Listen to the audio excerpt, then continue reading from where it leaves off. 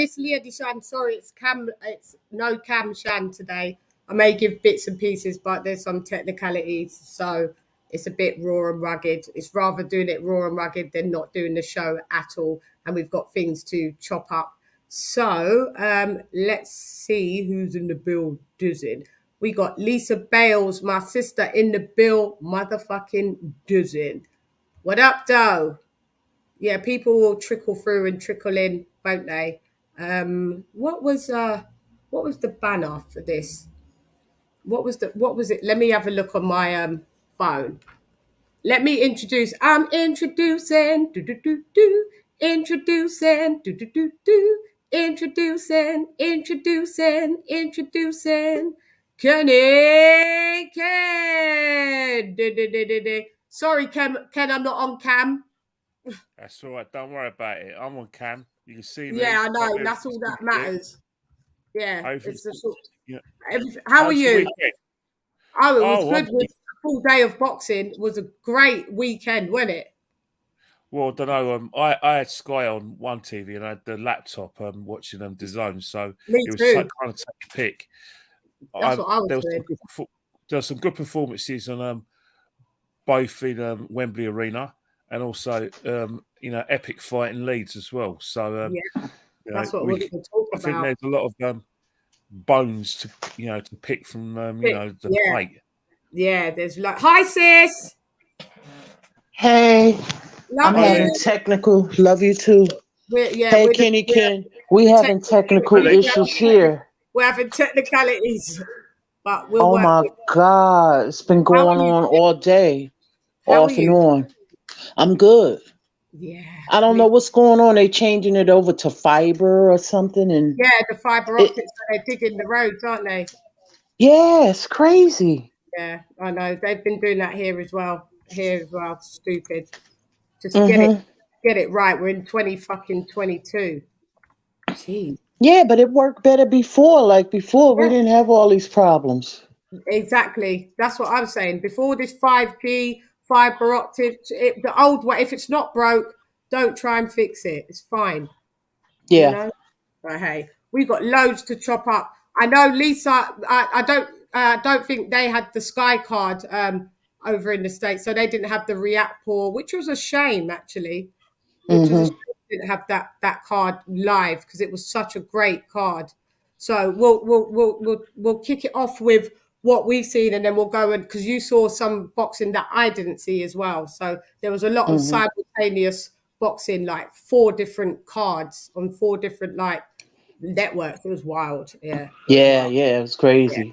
Yeah, it was crazy. Happy in the building. Haplo, Laron, what's up? Donald Banks, what's up? Punch Perfect Boxing, what is up?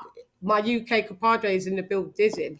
So the link is pinned to the chat, so you guys can chime in and come in. So you're all welcome. So Kenny Ken, let's kick it off with. Are we kicking it off with RIAKPORHE first? Oh yeah, we definitely got to kick it off with RIAKPORHE because that was just kind of the main fight. It was a kind of a derby, London derby. Like I said, Dion Juma. He was a late replacement, but what's happening? There was a bit of a rivalry because they trained in the same gyms in South London. It was a chance for Juma to prove that he's not the best fighter in the gym, but actually can transfer his skills onto the main stage. He's a southpaw. It's very awkward. But I think but I think what I predicted. I predicted a late round stoppage for RIAKPORHE, but it looked like that wasn't going to happen at one point. But everyone was going for, a lot of people was going for Dion, weren't they? So, but in the end, there was the stoppage. But go ahead, sorry, Ken. Yeah, but what happens, right? You know what it's like is normally when you have little fights in the gym sparring, sometimes when you go to boxing gyms, like we always make predictions in every sport, like some prospects better than others. Yeah. And everyone was talking about Juma being the main man and who's probably going to have the career, and RIAKPORHE was probably learning his trade. But how that translated is can you turn down the TV? I ain't got a TV on. Oh, I thought I did something in the background. Might be just I've got some pork chops in the background. I'm going to tell her to shut up. Oh, okay. I can hear him. Yeah, I thought it was the telly. No worries. Go on. No, no TV. Everything's off in here. Yeah.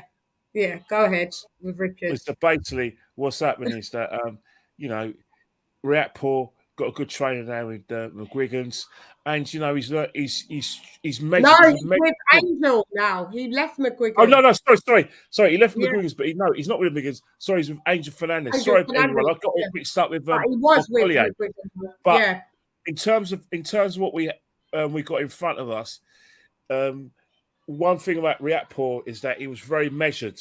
He's kind of fought a bit like Anthony Joshua's fight has been fighting for the last few years, where he's picking his shots, using his reach, like trying to work out Jumar, what he was trying to do with a southpaw stance. And then he punched downwards, fourth round, beautiful punch, took him off his feet. And I think after that, that's when he was just build him up. But it was good for him. He used his skills and got the body punching in the eighth. In the eighth round, and that was the end of the fight. But it was one where you saw a lot more than we've expected for the gym. I know some fight fans are saying, "Knock him out, get him out of there." Sometimes not always possible. You're only as good as the opponent allows you to be.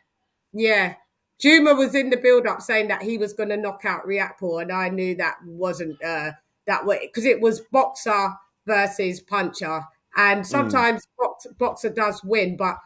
Where I don't agree is that I don't feel like he's RIAKPORHE's Anthony Joshua. He's a bit what they called Anthony Joshua. He's a bit robotic. He's big for the weight, and he was more of a single shot because all he was waiting to do really was to land the right. When he figured out that he couldn't outbox Juma, he was just trying to pot shot and land that right.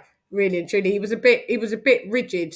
In my opinion, he made it at some points. It was a bit boring because it was just I had Juma up on the cards the whole way through until the knockdowns.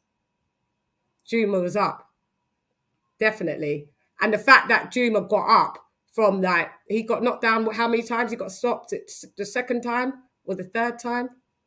He was down a couple of times, wasn't he, Ken? No, it was a.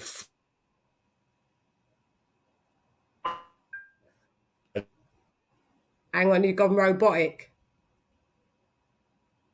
Whoops, we got a technicality here. You've frozen, Ken. Lisa, is he frozen on your side as well? Yes. Yeah. Ken, you've frozen, love. You're frozen like Madonna. You're frozen. Not open. All over the world, all of these tech problems. Yeah, we are. I don't know what's going on. It's fucking fucked. Ken, you got to maybe drop out and come back in. He's coming back. And now you've gone robotic, sis. Technicalities. Bare technicals. You guys have to drop out and come back in. Sis, can you hear me? I can't hear you, sis. At all. You're going to have to drop out and come right back in too.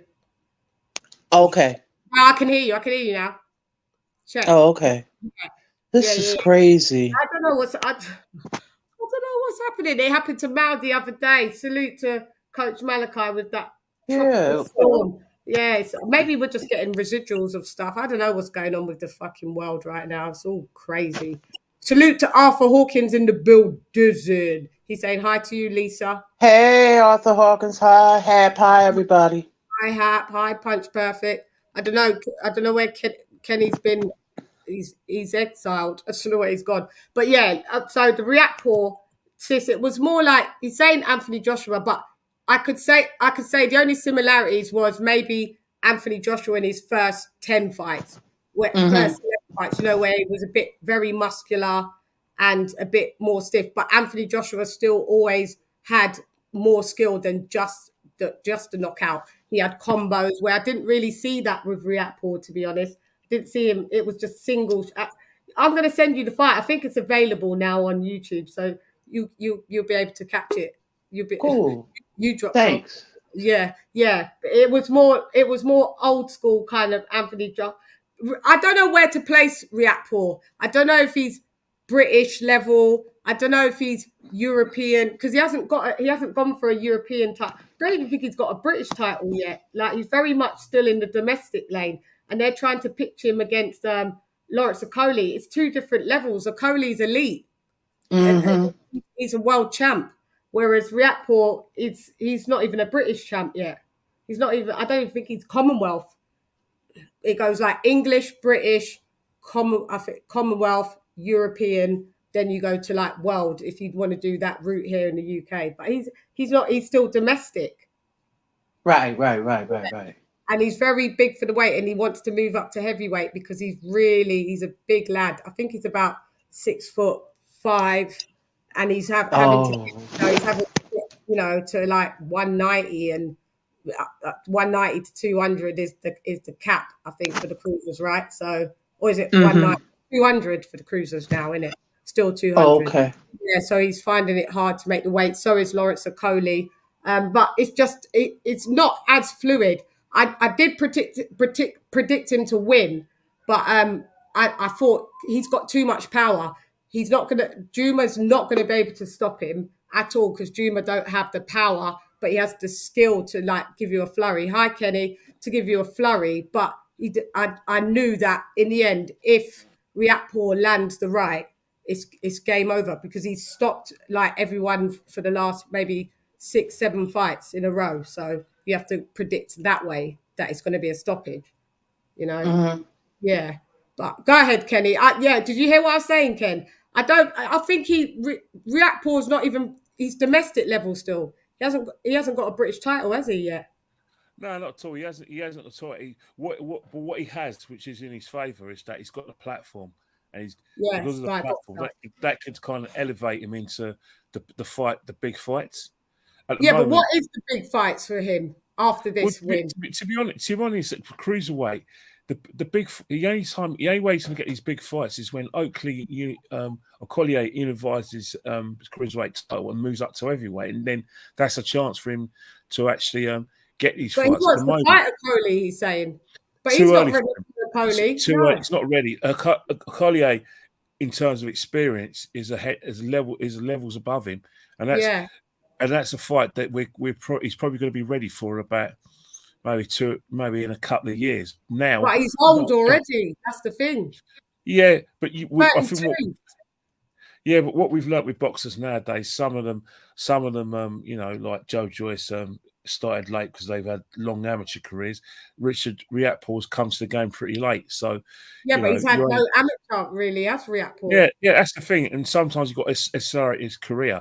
But one thing is that even though 32, in terms of the box at the moment, is still young. It's still very not to start, and you ain't had a title. You're not even at British level having a title or European. So, but Dillian White is fighting in front. He's going to be fighting in front of 100,000 people. His amateur career, in fact, he had barely an amateur career.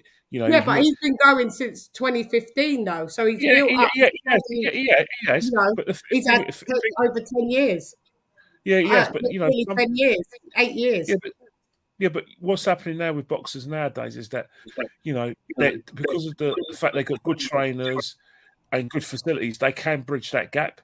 But it's going to take time for RIAKPORHE because Okolie again is he's going to unify and move up. He's elite. Okolie's elite. He's got his issues but it's still elite.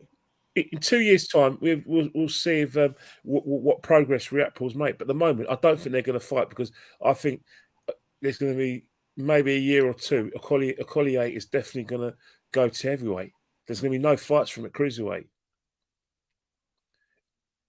And he ain't going to wait around for Richard RIAKPORHE. Fight to get to at least a British title. I'm not really accustomed in the cruiserweight. Who's the British title in cruiser? I know the world lot. I know it's Bradis and but I don't know who it is for. The cruiserweight division is really a very difficult division to like I said, get your head around because at the moment it's one of those sort of let's just say it's the bridesmaids division because You know, we all know about British light heavyweights. We all know about British heavyweights and super middleweights, but cruiserweight, you know, it's Eastern European dominated.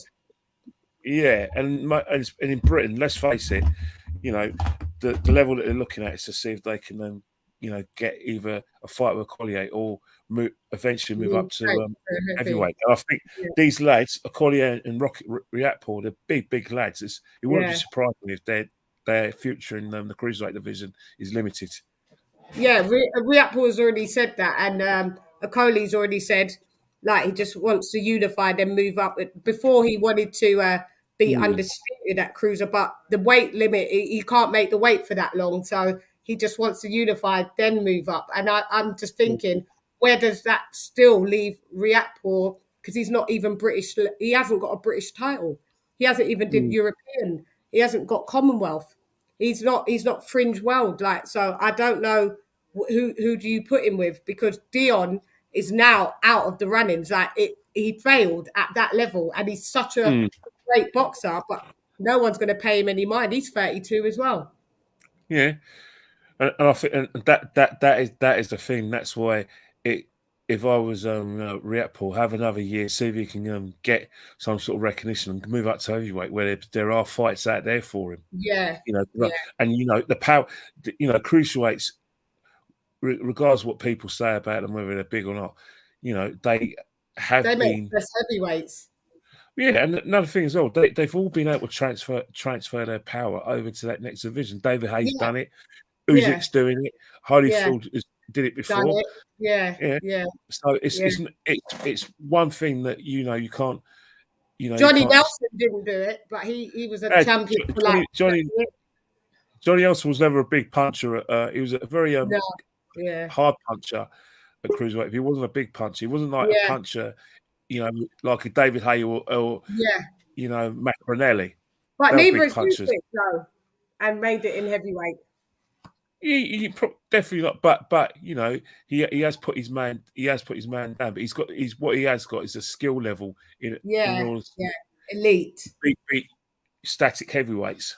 He could stop people. It's because RIAKPORHE turned pro very late, 28 years old, and he's now 32, and he still hasn't established any kind of title. Harrison turned pro at 29 after winning the Olympics in Australia. But look what happened to him. What's that? But look what happened to him, really. Not all good amateurs like Harrison weren't able to transfer that like skill set to the main event. It's not always easy to do. Yeah. I don't think RIAKPORHE's an Anthony Joshua level at all. Like, he doesn't throw combinations. He's kind of like Deontay Wilder of cruiser. Right hand. Single shot. If he moves up to heavyweight, he will. I don't see him being elite like at heavyweight. I don't see him doing. He could knock out the lower level, but I don't know if he'll be like a world champ at heavyweight. To be honest, not while we've got these lot. Not while we've got Dillian Whyte. Not while we've got Joe Joyce. Not while we've got Anthony Joshua. Not while we've got Usyk. Not while we've got. Well, we ain't really got Deontay Wilder, but we could. That would be a great fight. RIAKPORHE against Wilder. That would be the battle of the two right hands. No, that's not a mismatch. They're both the same skill level. They're both like tall and gap. Deontay Wilder's got more experience, and it's just more. He couldn't knock out RIAKPORHE. What's that? I don't think Deontay Wilder would be able. I believe RIAKPORHE would be able to knock out Deontay Wilder more than Deontay Wilder knocking out RIAKPORHE. To be honest, I don't see Deontay Wilder having more skill than RIAKPORHE or vice versa. They're very much single shot fighters, rely on their power. No way Deontay Wilder's get out of bed to even fight RIAKPORHE.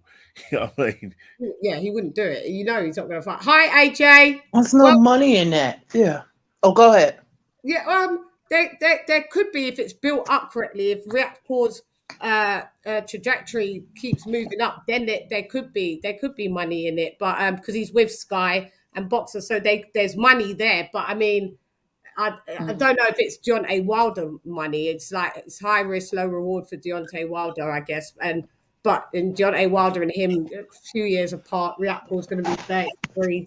So, yeah, he can't just jump to a Deontay Wilder, even if Wilder was available. To be honest, it's like they're still levels apart in certain ways. But yeah, I don't think Deontay Wilder being able to knock out a Riakporhe, because Riakporhe is still naturally a bigger guy than Deontay Wilder. Yeah. AJ, what up? What up, y'all? Talk to me. Did you see the Richard Riakporhe? What's up, AJ? Did you see the Riakporhe fight? I haven't caught it yet. No, they got a replay up? No, you're gonna have to watch it now that it's out on YouTube, because the Sky Card wasn't available to you guys. Yeah, it wasn't. Yeah.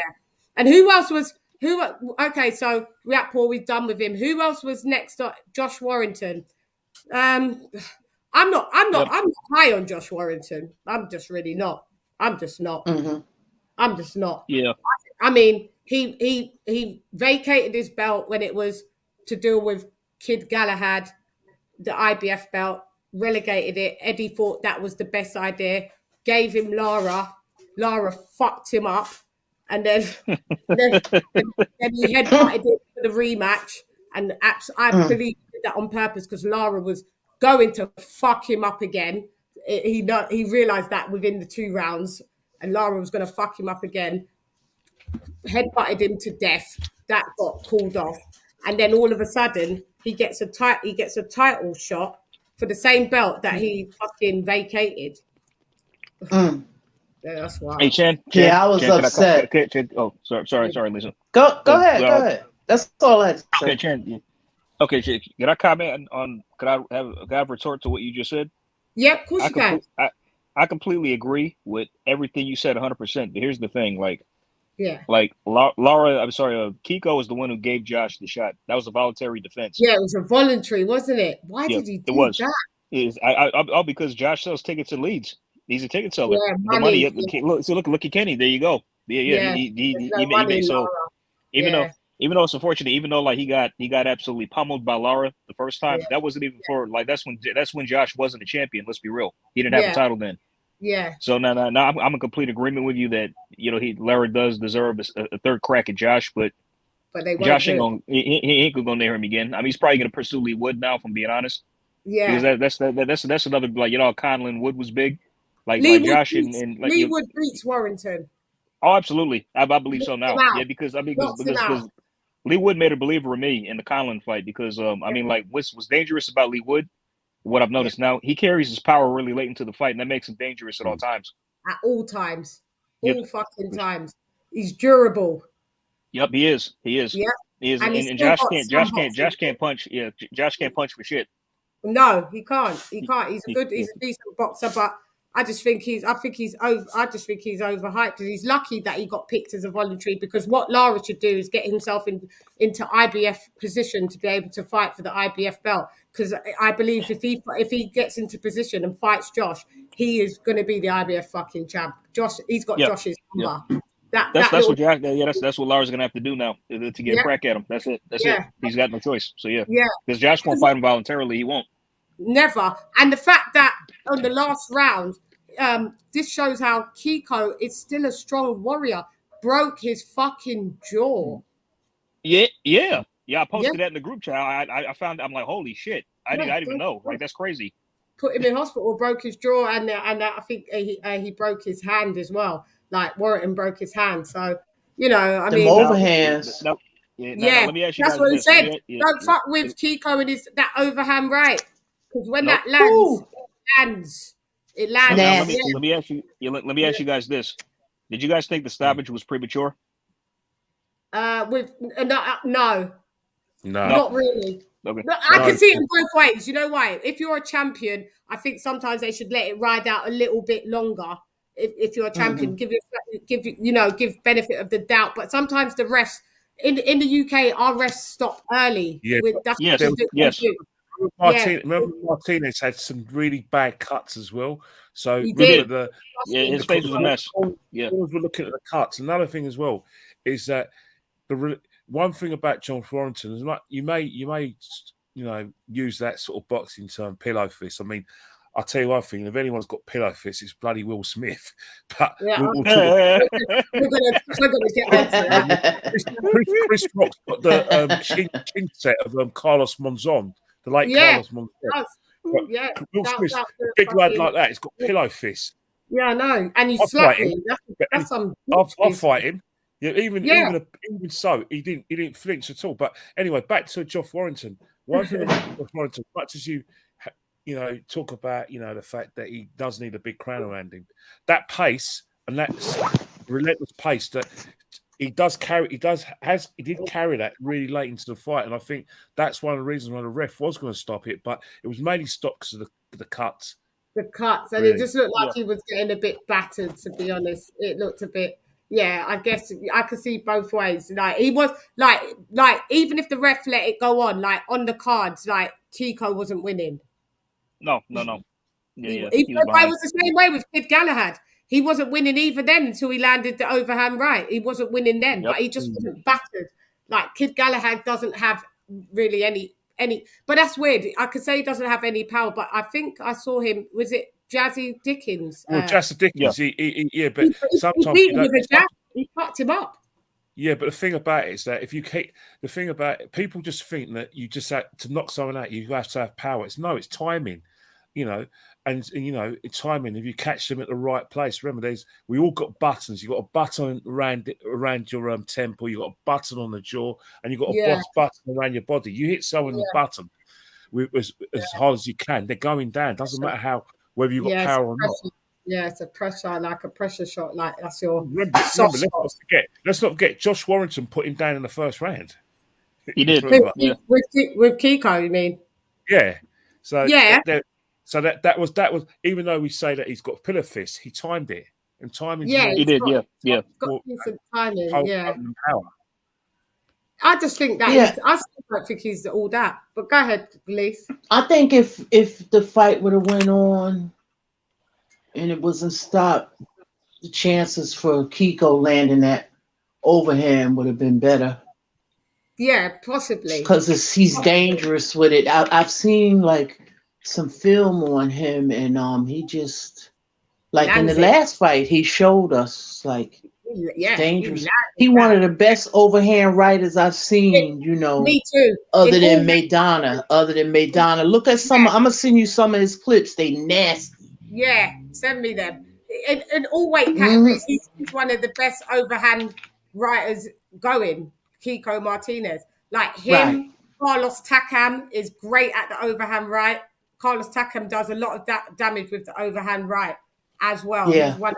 Yeah, let him land that on you, and he will. We saw him do that with Joe Joyce. So yeah, I give props up to Kiko Martinez. Like he's a warrior. He's a fucking warrior, mate. Like, hey, y'all think Dylan White got a good overhand right? He's got a good overhand right as well, Dylan White, but he's got a better left hook. That's his thing. Yeah. His left hook is his bread and butter. Dylan White. Yeah, it's decent right hook as well, but his left hook is the game over one. But yeah, Deontay Wilder got them overhands too. It's dangerous. Yeah, dangerous overhands. Yeah, kind of, but he's more because he likes to fight. Yeah, at range. So he will throw that and then set up with a left jab and then hit you with the right straight down the pipe. But I wouldn't. It's like what Wilder does. Yeah, like what Wilder does. I'm sorry, Chan. Like what Wilder does, he'll hit you with a straight right hand. Then if he has you hurt, he'll start throwing his signature bitch slaps. Yeah. Then then he'll We'll punch you to death all day long. Yeah, all day long. But I mean, Chico, you've got to give him props. I mean, does he have to retire, or could he just be like a gatekeeper? I think he'd be a worthy gatekeeper, and would be no shame in it, because he could still upset people. I mean, like honestly, even though Josh, even though Josh had his moments in the Kiko, even though Josh won the Kiko fight, like he was up, Kiko had his moments in spots. He did. Yeah, he did. I did give Kiko maybe about 2 rounds, but he he was still in the fight, even the rounds that he lost. He was still in the fight. Do you know what I mean? So oh, yeah.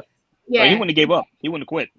Yeah, he wasn't happy that it got stopped. To be honest, he weren't too happy. But Josh Warrington, go against Lee Wood. I'm picking Lee Wood.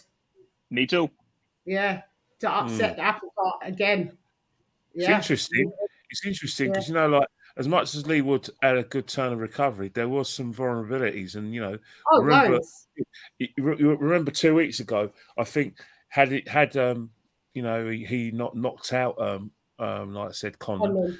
I think I can't speak for everyone, but I would hazard as a guess that about 89% of boxing fans would have had Conlon winning that. So as much as Lee Wood's got a good power and recovery, one thing you can say about Josh Warrington is that there is an engine, there is a relentless pace, and he will get the rounds in. So it could be a situation if Lee Wood doesn't get that punch in, that Josh Warrington will win that fight because of the huge volume of work he does. So it's a lot. I think you take away Lee Wood's knockout punch.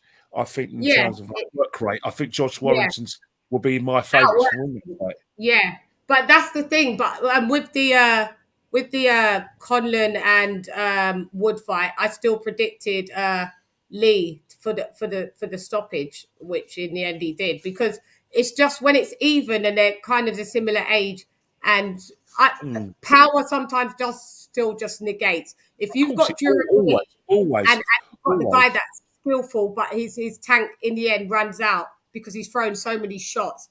If you've got that durability to outlast that guy and make that guy out punches himself, and you've got your power, in the end you'll just knock him out. So that's why over the years though has proved to use the same sort of tempo from round 1 to round 12, and that was evident in his fight with fights with Selby, and obviously a few years back his fights with Frampton.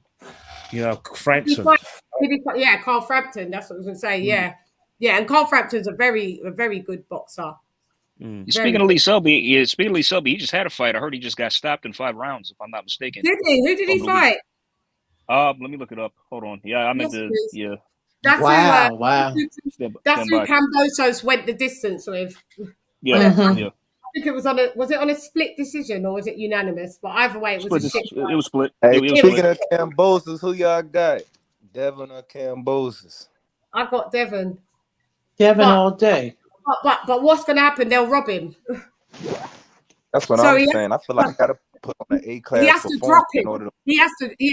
He has to drop him, and that's the problem, because Devon's power's questionable. Do you know what I mean? Like, you're going to have to really, if you don't drop him, you're really going to have to be so super elusive, slick like Floyd, and just outpoint him so decisively and clear that they're going to have to give Devon the decision.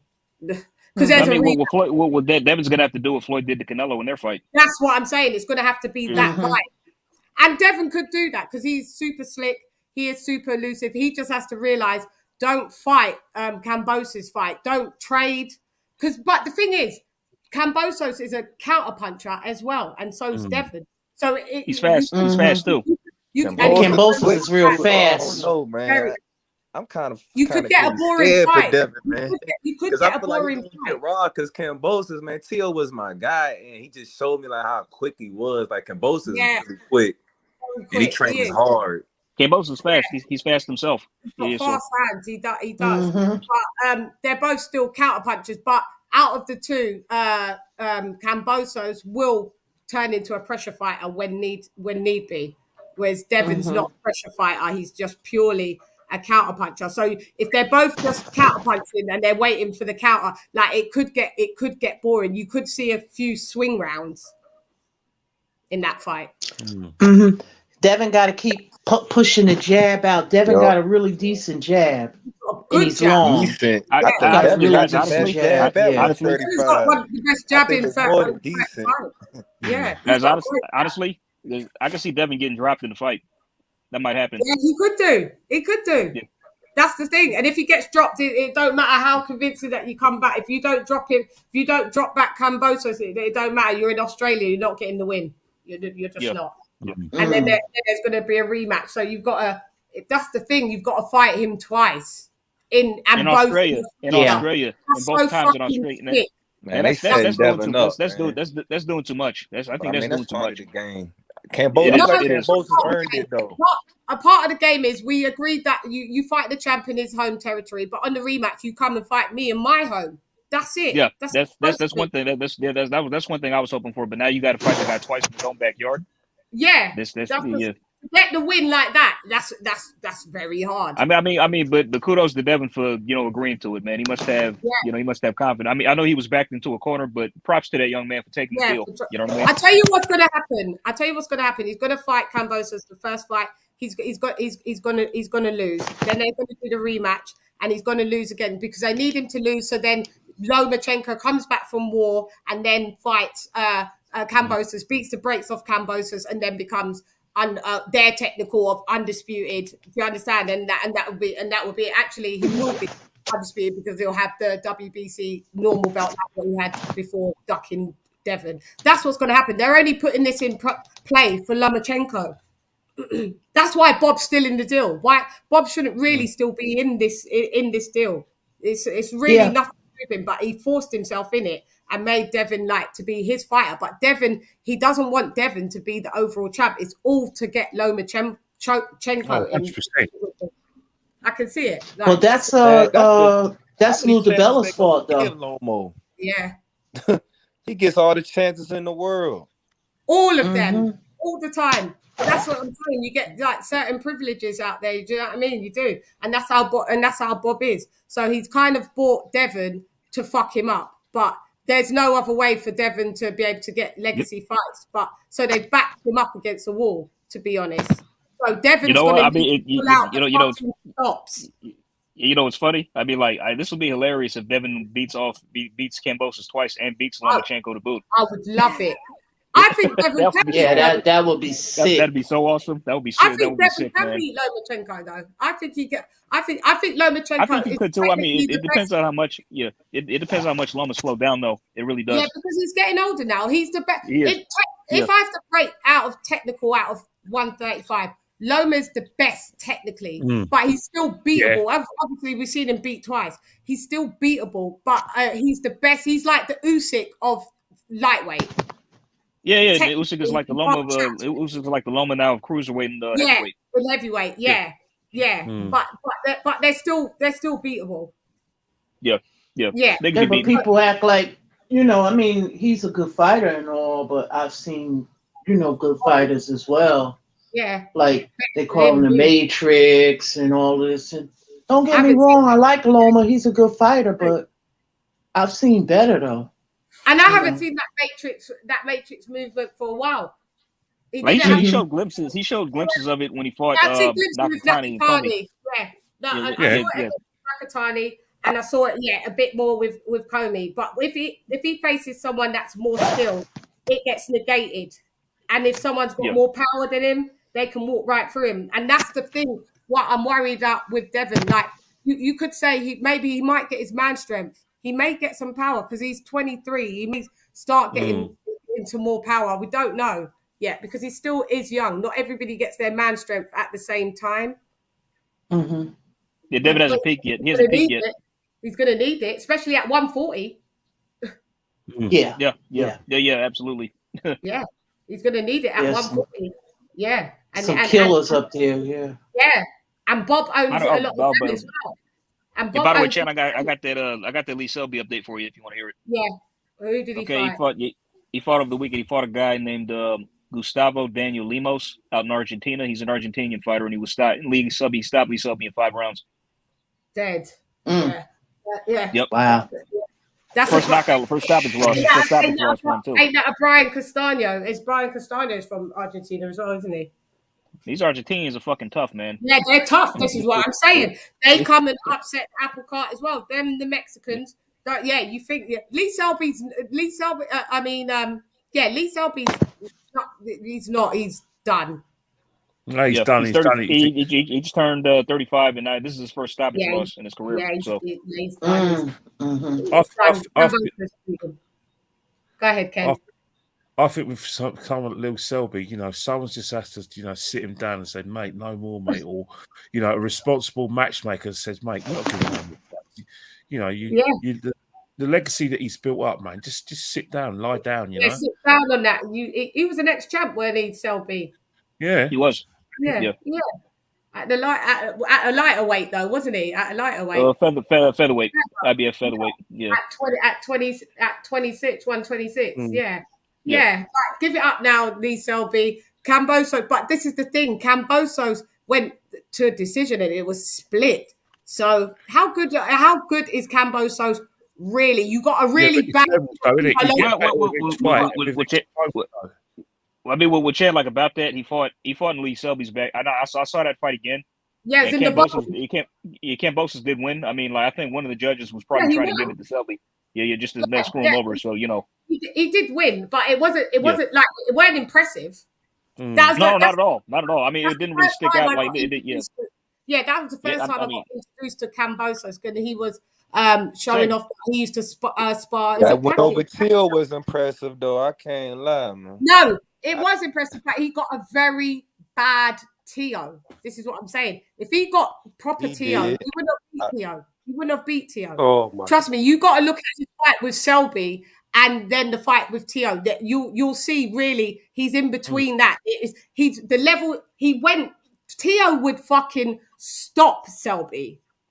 He wouldn't have gone 12 rounds with Selby. I'm telling you that. Or 10 rounds, whatever. He wouldn't have gone 10 or 12 rounds with Selby. He just got a really bad TO and he was very focused. So I gave him props for being focused. But George Kambosos by everyone. Kambosos is about, let me put it like this. And I said this before about TO and Kambosos. I knew Kambosos was going to beat the shit out of TO. And I knew after the first round, everevery would be sliding down their chairs like, just beat the shit out of him, though. Fight I thought it was going to dominate him like that, though. What up, Tony? Look. Kambosos still got dropped. Kambosos almost got stopped in that fight. He beat Selby every single round. Selby didn't even win the round. He didn't win a round against Kambosos. Rewatch the fight. He didn't win one round. I watched it. He didn't beat Lee Selby like impressively. It wasn't. I watched it. Selby was on the back foot from him the whole fight. I had him winning, but it was like maybe like what 8-4. Yeah, it was 8-4. Selby was running from him the whole fight. It's just like but if Selby was running from him, why it went to a point? He didn't cut off the ring. It went the distance, so the running still worked. Yeah, it went the distance because he was fighting a smaller, faster man than what Tio was. Somebody who came from a lighter weight class and could move quicker. So when they're running from you, they're harder to catch because they're little guys moving up, so they carry more speed. That's all it was. But he dominated them. It wasn't even competitive. Like it was boring. But you said, I don't care. I don't care if it was you boring. saying that like Tio didn't drop him though. Tio did drop him. Yeah, he almost stopped him low key. Like the way he dropped George was a better drop than George dropping Tio. That's how I feel. But let me say this: the way that Tio got dropped in like some flash knockdown stuff. Like George ate a punch. Look, the way that Deontay Wilder dropped Tyson Fury was better than the way that Fury dropped him, but Fury put him to sleep. So what are we talking about? I'm just saying, you saying like George just beat this flat out shit out of Tio, and that's not true. He did. Well, he kind of did. He kind of did. I agree with that. Look at Tio's face after the fight. Like, I only had Tio winning like maybe 2 rounds. Plus, look at Tio's face. Tio's face was a mess after the fight. Yeah, but wasn't that off a headbutt? But I get what you're saying, because it was still, Tio was still in the fight. I get what you're saying. But imagine Tio Fimo Lopez fighting Lee Selby. It wouldn't have gone no distance, Tony. Lee Selby would have been. We don't know that. So what I'm saying is, Kambosos going the distance. I don't care if the guy's smaller and faster. You're supposed to cut off the fucking ring, and you're the bigger guy. Stop him. Look, George Kambosos' MO is not Deontay Wilder. He doesn't go out there and one-shot you. He goes out there and outboxes you, and that's what he did. We know. But Lee Selby, so like you can't look, if that be the case, Devin Haney can't knock out a fly. So he'll never win then, if that's your philosophy.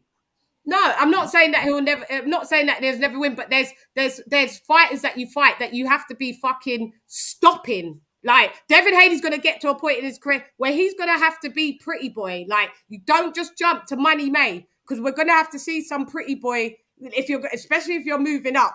Like you're gonna have to start stopping some people. But what I'm saying is you got to give Teofimo Lopez more credit than what you're giving. You're giving Kambosos way too much credit. He got a really bad Teofimo Lopez. He went the distance with Lee Selby. It wasn't impressive. Teofimo Lopez would have stopped Lee Selby point blank, period. So let's just look at some facts. He beat Loma. Ryan Garcia would have stopped Lee Selby. Let's just look at facts. Hold on. Let's look at facts real fast. Here's the facts.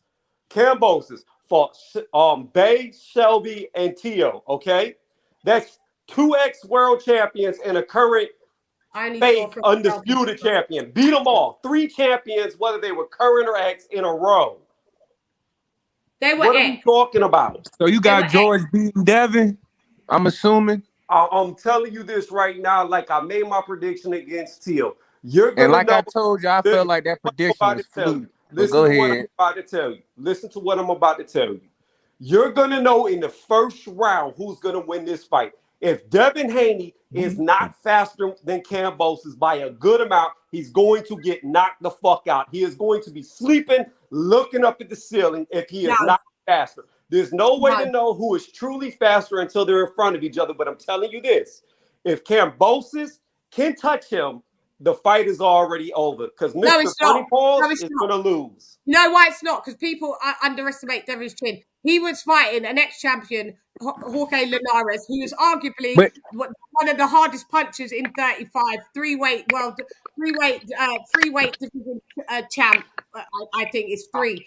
Hey, but you know, hardest puncher, and punches harder than fucking Kambosos, and Devin got rocked, and everyone wants to make this big deal that Devin got rocked. Devin got rocked by Linares. Fucking Lomachenko got dropped by Linares. Hey, but if you know boxing, you know timing beats speed, and that's what Devin has, and he has an excellent jab. So let me tell you. I just think, if Devin don't put on an A-class performance, he's gonna lose. Like he has to bring his best fight he ever fought in his life, because he's gonna. The Australian judges are definitely gonna be on George's side for sure. Look, this is all I'm gonna say. Here's the problem with guys like Devin Haney, and it's always remained true. And I'll go to the greatest of all of them, Roy Jones Jr. Roy Jones Jr. is the greatest of all speed fighters that ever fought.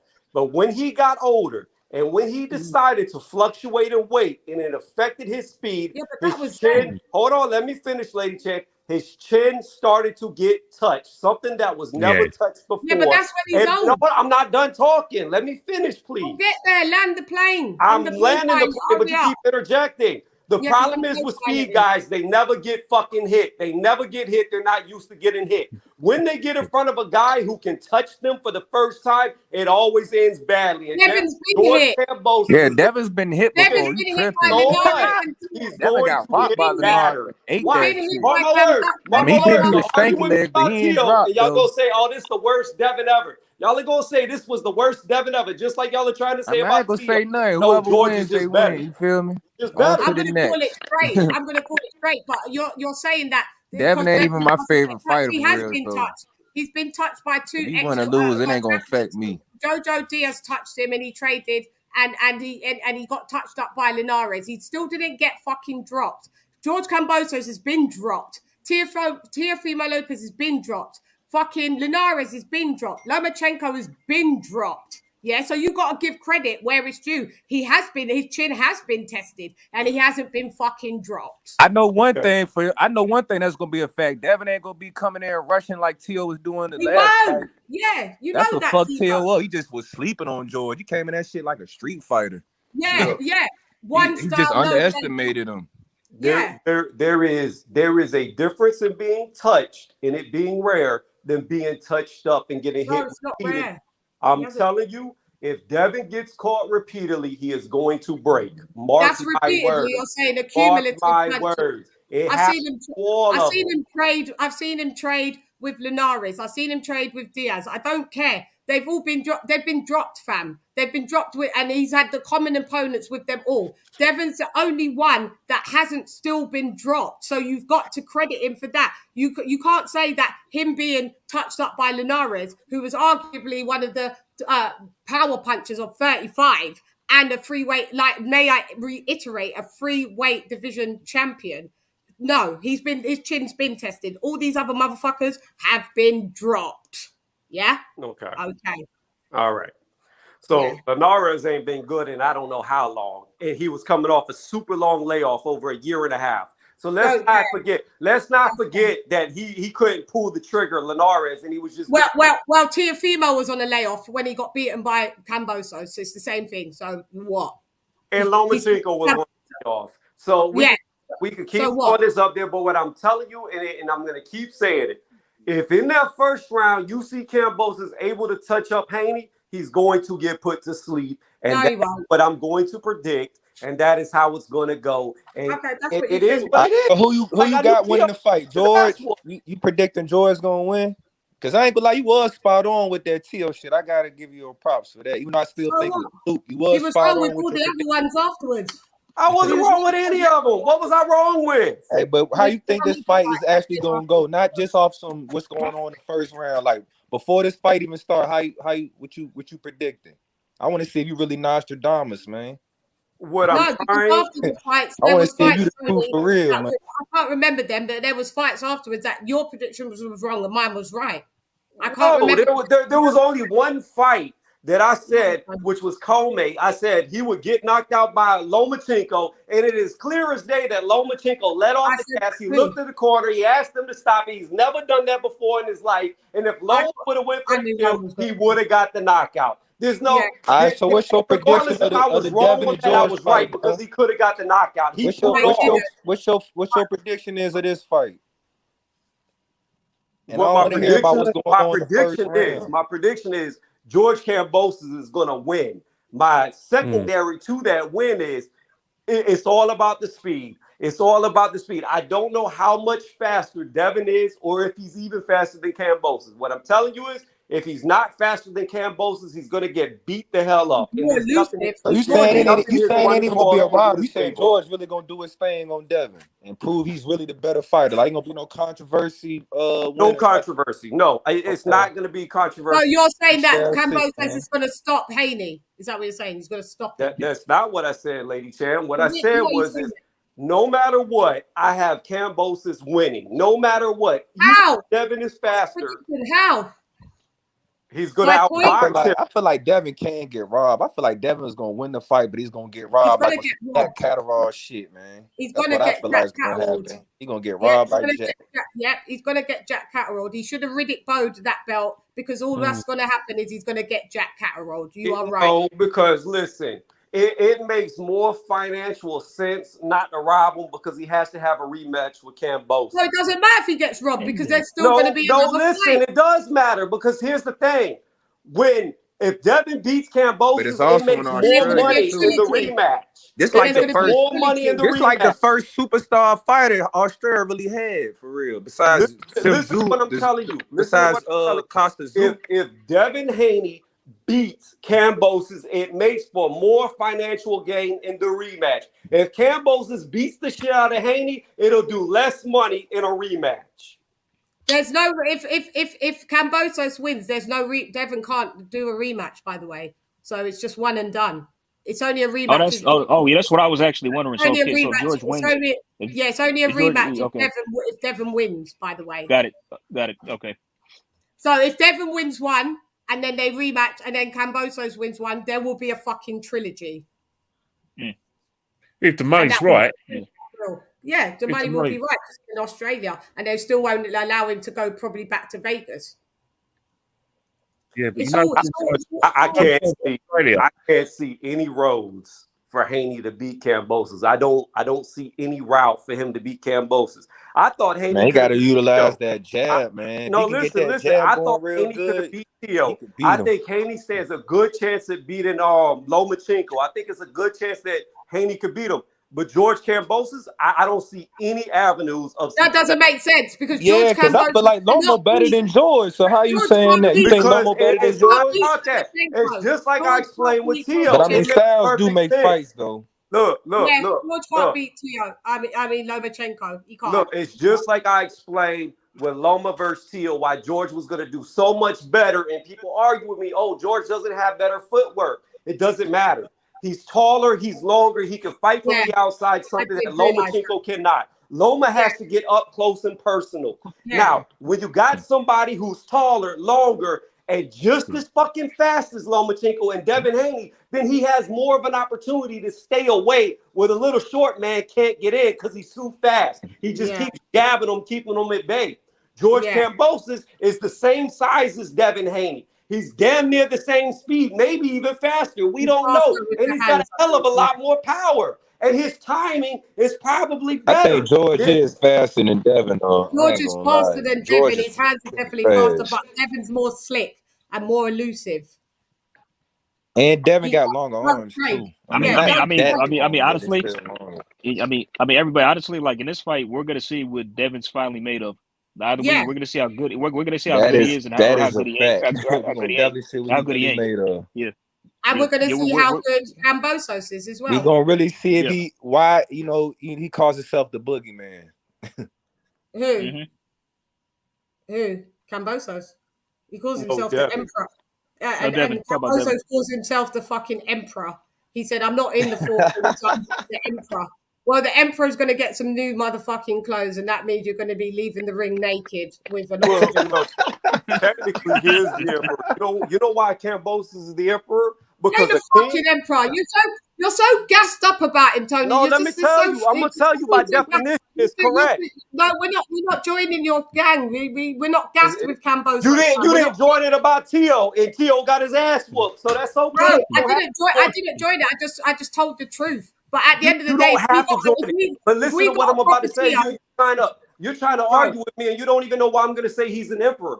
A king stays local to his area. That's where a kingdom is. A king rules his throne. An emperor does what Julius Caesar does and takes over the fucking world. Kambosos traveled the world to get to where he is. Yeah, but he hasn't taken it over. He hasn't taken it over. He ain't taken it over. If you want to call someone an emperor, I'd rather give that to Usyk. He's taken over the world. He's gone every different country, and won, and he's been fucking undefeated and undisputed. Fucking Kambosos, it's a fluke. I just want people to realize it's a fucking fluke. Okay, then what's it gonna be if he beats Haney? Is it still a fluke? No. I mean, it depends on how he beat him. If he really beats him, I give him his credit. But if it's a controversy win, shit, I'm on his ass. If it's a decisive win, I'm going to give him the win. I'm at his neck.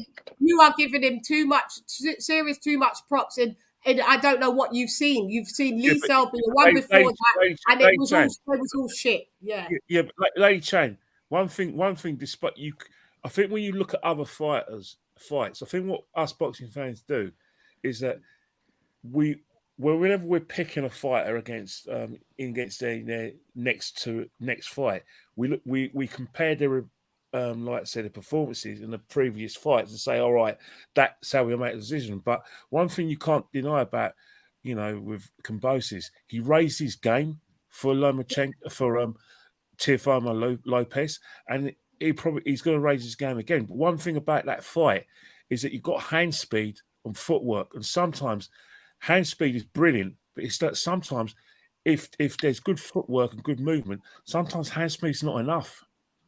Yeah, it just literally depends. And what I'm saying is, I'm not just basing it all on his last fight. So, like, we could base Joshua on his last fight and think he doesn't beat anyone anymore. But at the end of the day, we've seen more of Joshua's resume, more good than bad. I haven't seen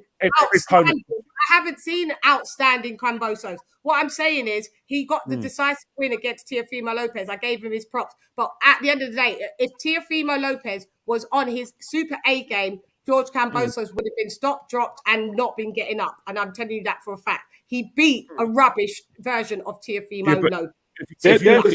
cop out. That is such a cop out right there. That is such a cop out because let me tell you why that's a cop out. Nobody says that, oh, Lomachenko wasn't 100%. Tio would have never beat Lomachenko if he didn't have a shoulder injury. That's what you're trying to do with Tio right now. Let me tell you something. I don't just watch one fight of them. I watched all of KAMBOSOS' fights that were available. I watched every single fight that was available, and that's how I knew he was going to beat Tio's ass. I watched every single fight.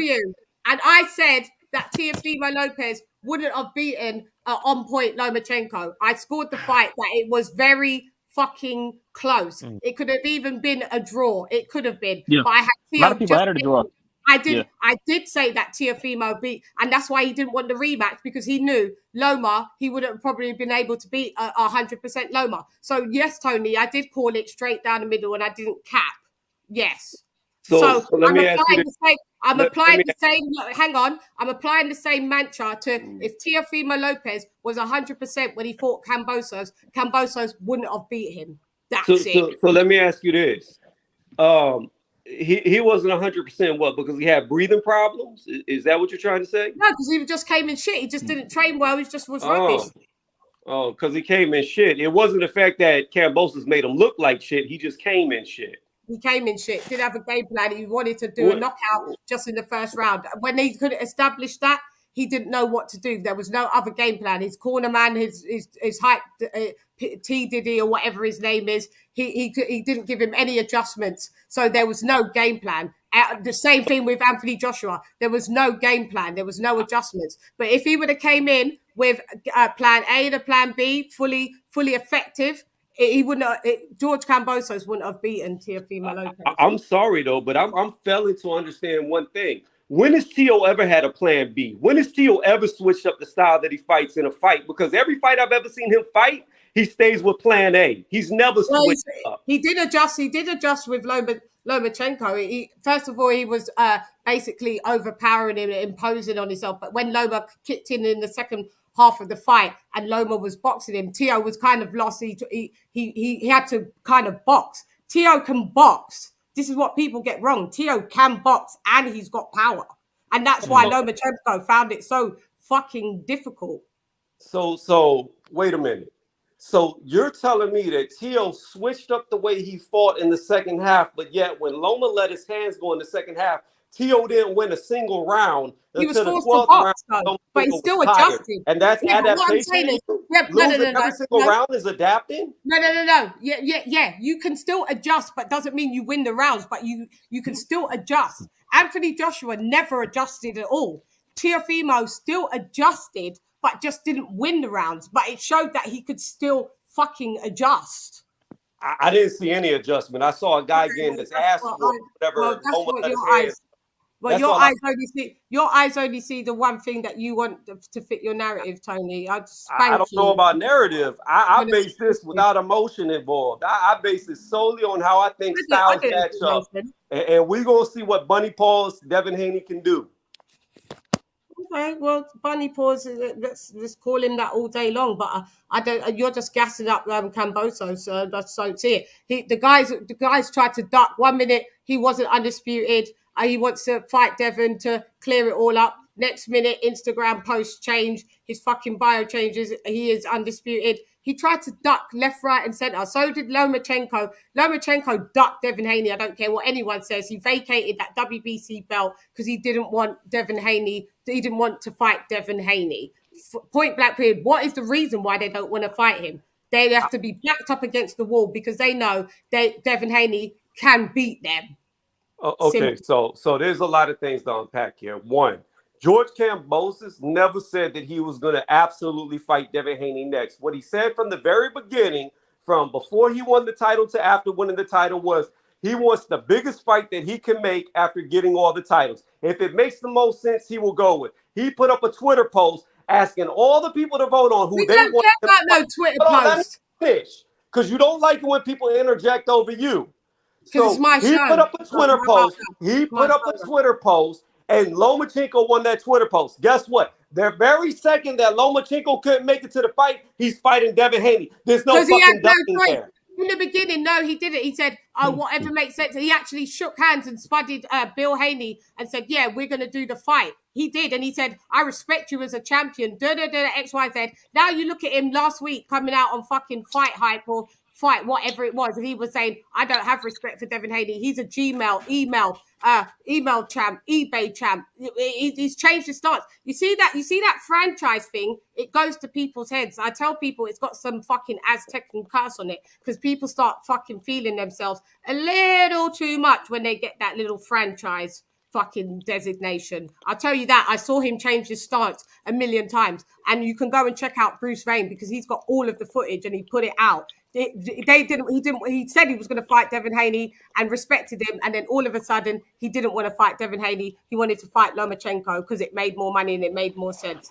So he said from the jump that he would fight whoever the biggest name was, whatever made the most sense. Even when Devin and his dad ran up on him, he even told him, "I'm going to make more money and it needs to make sense. You need to go where I want you to go and accept what I want you to accept." He said that to all three of their cases when they ran up on him, asked about it. I've seen the interview. I've listened to a lot of it. Here's the problem with what you're saying. Here's the baseline of the problem. A duck is you don't fight the person. Guess what? His very next fight, he's fighting Haney. For whatever the reason, he's fighting him. That's not a duck.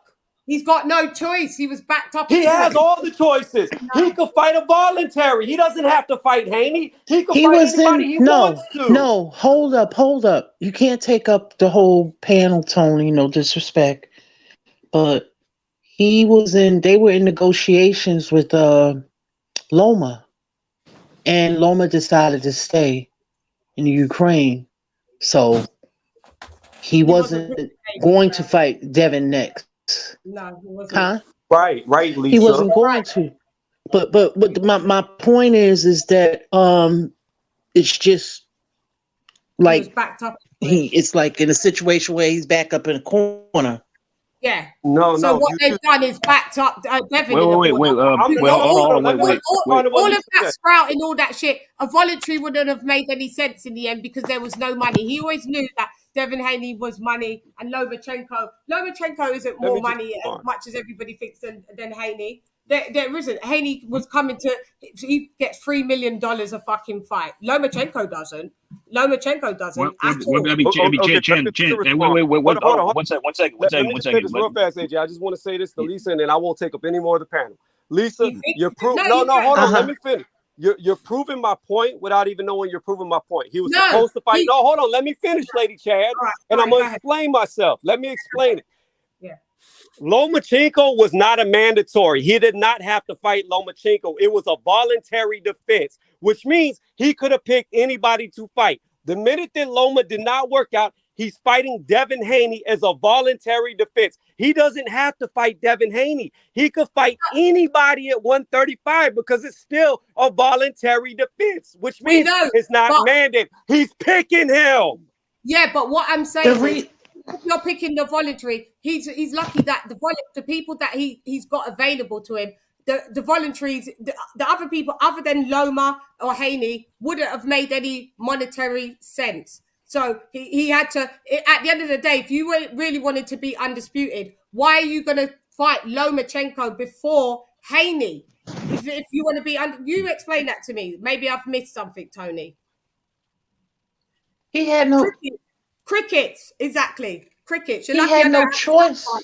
Crickets, exactly, Lisa. He had no fucking choice. He had no choice because DeBella, he has the whatever deal he's got with Top Rank, co-promotional deals, and now they broadcasting it. So see, Lou DeBella didn't have any broadcasting, where he could view the fight. He did have a choice, and there was no cricket. Hold up, I'm not finished, guys. I'm not finished. Hold up.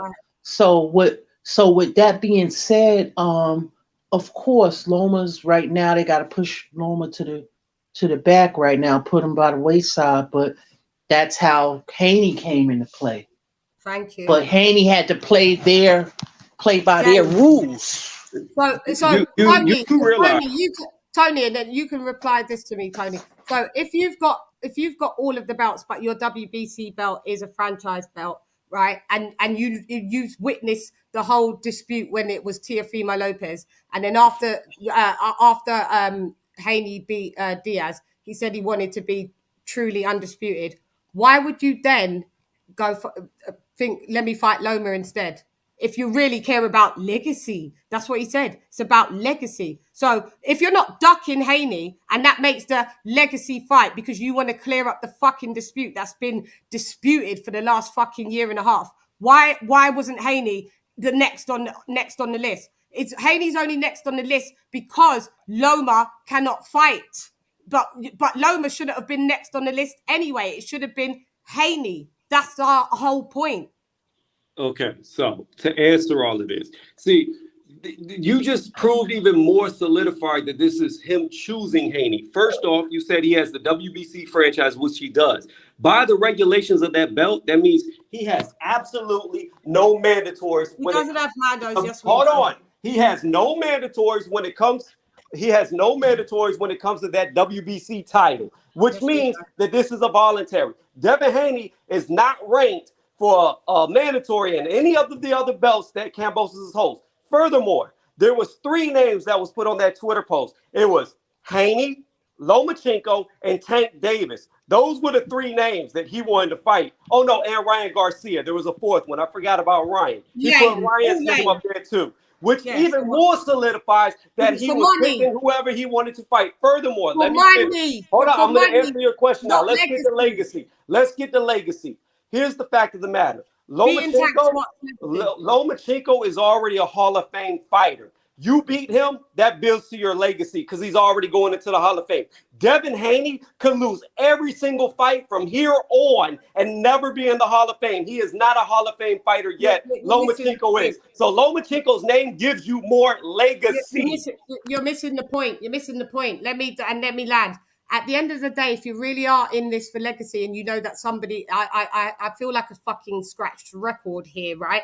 If you are going for legacy and you are confident that you can beat the person that you need to get that belt off, you will clear that up first, beat Devin Haney, and then fucking fight Lomachenko for legacy, for all of the marbles. And you make double money. I got a question.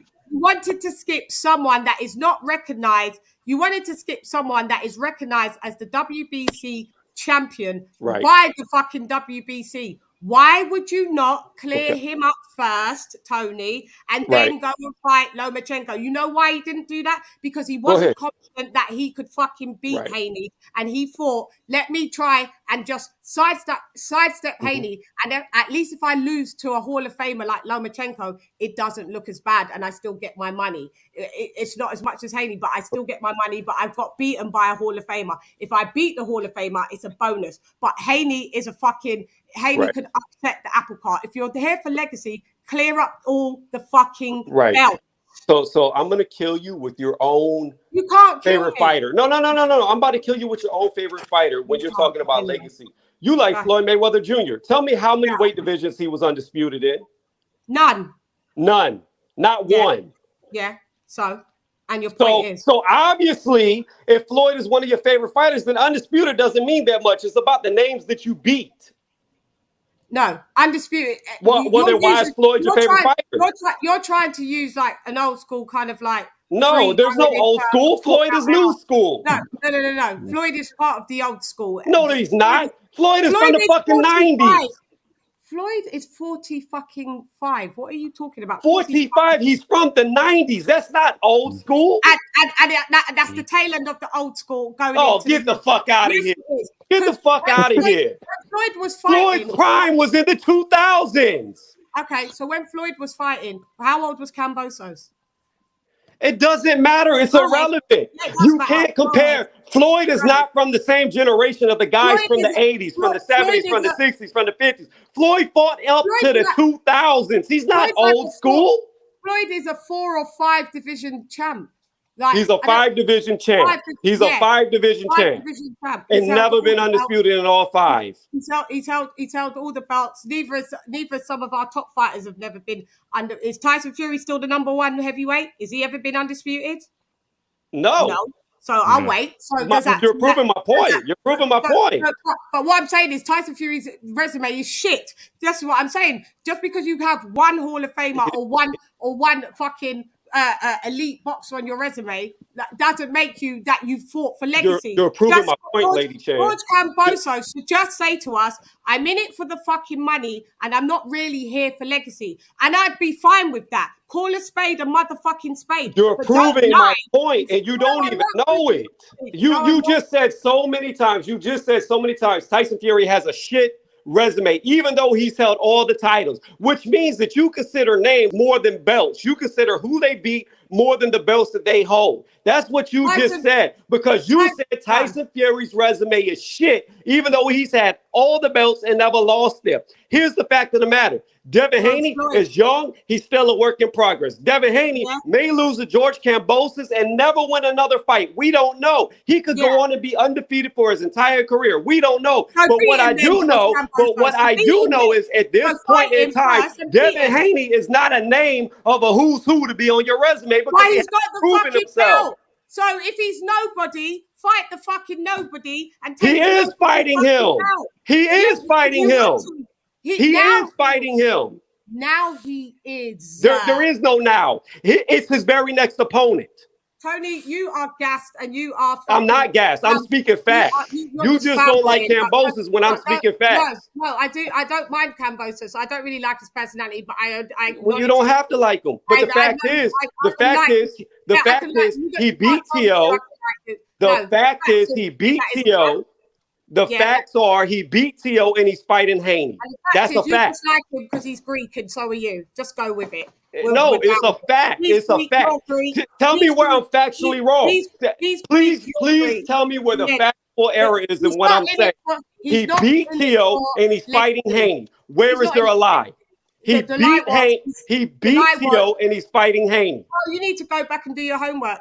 He beat Tio and he's fighting Haney. Where is a factual flaw? You need to go and watch something. I don't need to watch anything. He beat Tio. He's fighting Haney. Where's the factual flaw? I ain't got time to school you on my live. There's no schooling because I said facts.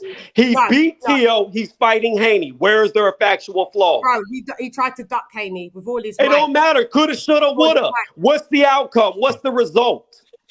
I watch people's actions. His action is he's fighting Haney. That's his action. He's fighting Haney. But the lead up towards that, it doesn't matter. He tried it's irrelevant.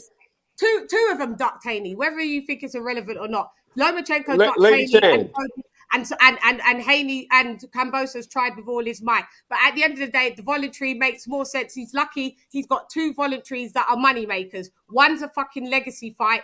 Both of them are legacy fights, because if you want to be really undisputed, you would just clear that up because he said that's what he wanted to be. All of a sudden that changed. If he never ever said that, I wouldn't be ragging on him. At the end of the day, they're both legacy fights, even though one fighter isn't a Hall of Famer right now. But at the end of the day, it's still a legacy fight. If he beats that guy with the WBC belt, that's a legacy. If you then beat a Hall of Famer, that's a legacy. So he didn't want to do it the right way. He wanted to go to Lomachenko instead of Devin Haney and talk about he was undisputed. How, Sway? How? How, Sway? How is he getting in the ring? Is he getting in the ring with Haney? Is he getting in the ring with Haney? Yes or no? Is he fighting Haney? Is he fighting Haney? Is he fighting Haney? Is he fighting Haney? Yes, he is, Tony. Yes, he is. There it is. Let me put it like this. Official? But is it official yet? Doesn't matter. Let me tell you why getting somewhere doesn't matter. You can fail 2 pre-tests, but if you make an A on the actual test, you pass with an A. It's irrelevant that you failed 2 pre-tests when you made an A on the test. Here's the facts. He fought Tio, beat him. His next fight, he's fighting Devin. What's the problem? Well, when he fights Devin, and if he beats Devin, then it's an A+. How about that? Because there's a bigger grade than an A. There's an A+. I don't care about his grade. So far, I didn't see him try to establish an A+. He was quite fine just being a B+. He was never A in the first place. If you wanted to be an A+, you fucking go for the fucking belt that someone else has. Point blank, period. I don't care about Floyd. No, nothing. No, nada. This is the real undisputed. If you wanted to be undisputed in legacy, that was the route that you should have. So let me ask you this, lady. You mouthed off, and you was on the internet, and the internet is undefeated. You can't erase what you said, and that is why he now has to fight Haney. Let me ask you this. Fighting Joe Bloggs in Australia. Let me ask you this. Who was the man of the division before Lomachenko lost? Listos pelos chingazos! Listos pelos chingazos! Yeah, we're fucking ready, mate. So who was the man of the division before Lomachenko lost? Who was the man of the division of 135? Before Loma lost. Who was the champ? Well, we had Richard Comey was a champ. He lost. Comey was a champ. Didn't he have the WBC belt? He lost to Tio. Yeah. No, yeah. I'm asking you. Who was considered there was the no man established of the man. There was no established man at that division other than probably Linares. Yeah, Linares already lost to Lomachenko. But that's But you said before. I'm just saying there was no really. Loma hadn't even really established himself at 135 yet. No. Loma before he lost to Tio had already beat Luke Campbell and Linares. He beat them both before he fought Tio. What I asked was, who was the man? But you're going on name cachet. There was nobody the man. Everybody considered Lomachenko number one. When Tio beat Lomachenko, everybody considered Tio number one. George Kambosos beat the number one guy, who the consensus considered number one. That's the first person he went for, was the top dog. The guy that beat the impressive, the next Muhammad Ali, which I never thought, Lomachenko. The guy that defeated him, that's who Kambosos went for first. They took him out. Please stop putting Ali's name in with just like sub. I said I don't agree with it. If you were listening. Thank you very much. And what I'm saying is, at the end of the day, Lomachenko was still beat before Teofimo beat him. So he was still beat. People like to try and pretend that he wasn't, like he was undefeated. That he was defeated still. Okay? He was still defeated. Okay. Yeah. So he's not the great white hope that everybody expects it to be. He was beaten. Acceptance is key out here. Nobody said he wasn't. Okay, Jen. Yeah, I'm sorry, I'm gonna dip out right quick. I'm gonna be right back. All right, no worries.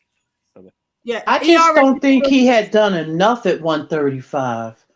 We're going on his name, but like he hadn't cleared out everybody or fought everybody. That's all I'm saying. He hadn't. And the same guy that they've both ducked the same fucking guy. Don't you get it? Even Teofimo ducked Devin Haney, and it came out the other day where, if I would have beat Kambosos, I was dropping the belts anyway. But I thought you was fighting Haney afterwards. You said you was going to fight Haney and then move up to 140. They're all liars. They've all ducked Devin Haney. Still trying to understand, Lomachenko ducked Devin Haney. Lomachenko ducked Devin Haney. Teofimo Lopez ducked Devin Haney. And George Kambosos attempted to duck Devin Haney. And he fighting him? And that's what it was. Is Kambosos fighting him? The politics of it, but it wasn't the first choice. It doesn't matter. It's the first choice. It doesn't matter if it was his first choice or his last choice. Is he fighting? Kenny.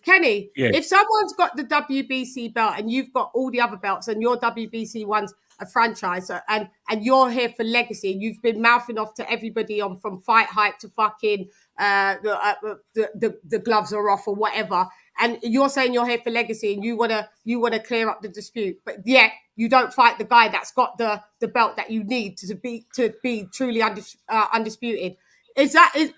Are you ducking? You've ducked. Well, the thing about it right now is that I've seen this many times with especially with modern boxing. It wasn't so clear cut in the sort of in the old school times, like the 80s and the 90s.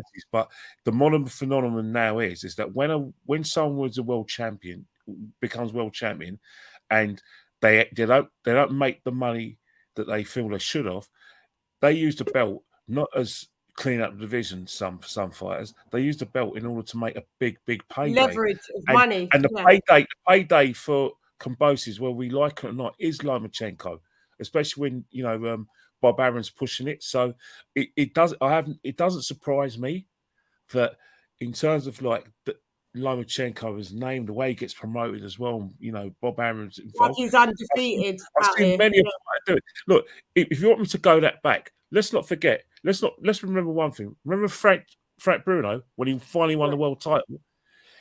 Instead of fighting someone like Lennox Lewis for a rematch, he fought Mike Tyson. No, full well he was going to get knocked out, but he made more money. Fighters who win what I believe world titles against the odds, the first thing they think about is that and about that's fine. It's the biggest myth in boxing when people say clear up the division. Some people do that, but don't say it then. That's all I'm saying. He said that's what he said. He wanted to be undisputed, and when it was presented for him to just be able to clear that up, he decided to go with Lomachenko. So really, you wasn't caring about undisputed. Don't lie. That's what I'm saying. Don't lie. I hear what you're saying, but a lot of fighters say whenever they win the belt and the emotions there, they say I'm going to do this and all that. You know, remember fighters at the end of the day are fighters. They say the right things, but they got managers, they got promoters, and at the end of the day, they're the money men, and the money fight is, for someone like George Kambosos either go to the Sydney Cricket Ground, SCG in Sydney, or go to the G. But you're doing that now with Devin Haney now. Yeah, you're doing that now with Devin Haney now, and you're putting him in restraints to make sure that you come out more of the winner. What I'm saying is you was backed up against the wall, and now that you're backed up against the wall, what you did a counter, and you've made Devin Haney now been backed up against the wall, and the odds against him that even if there's a rematch, right, he can't fight in his home country. He's did everything it's possible, like what Tyson Fury did to Dillian White, to make it super uncomfortable and not and basically. When you're the A, unfortunately in boxing, when you're the A side, that's the A fine. side always put a lot of tricks in. We've seen you weren't here for legacy. Hang on, Tony. Let me just do the super chat, Tone. I promise I'll let everybody talk and I'll shut up. Let me just do the super chat.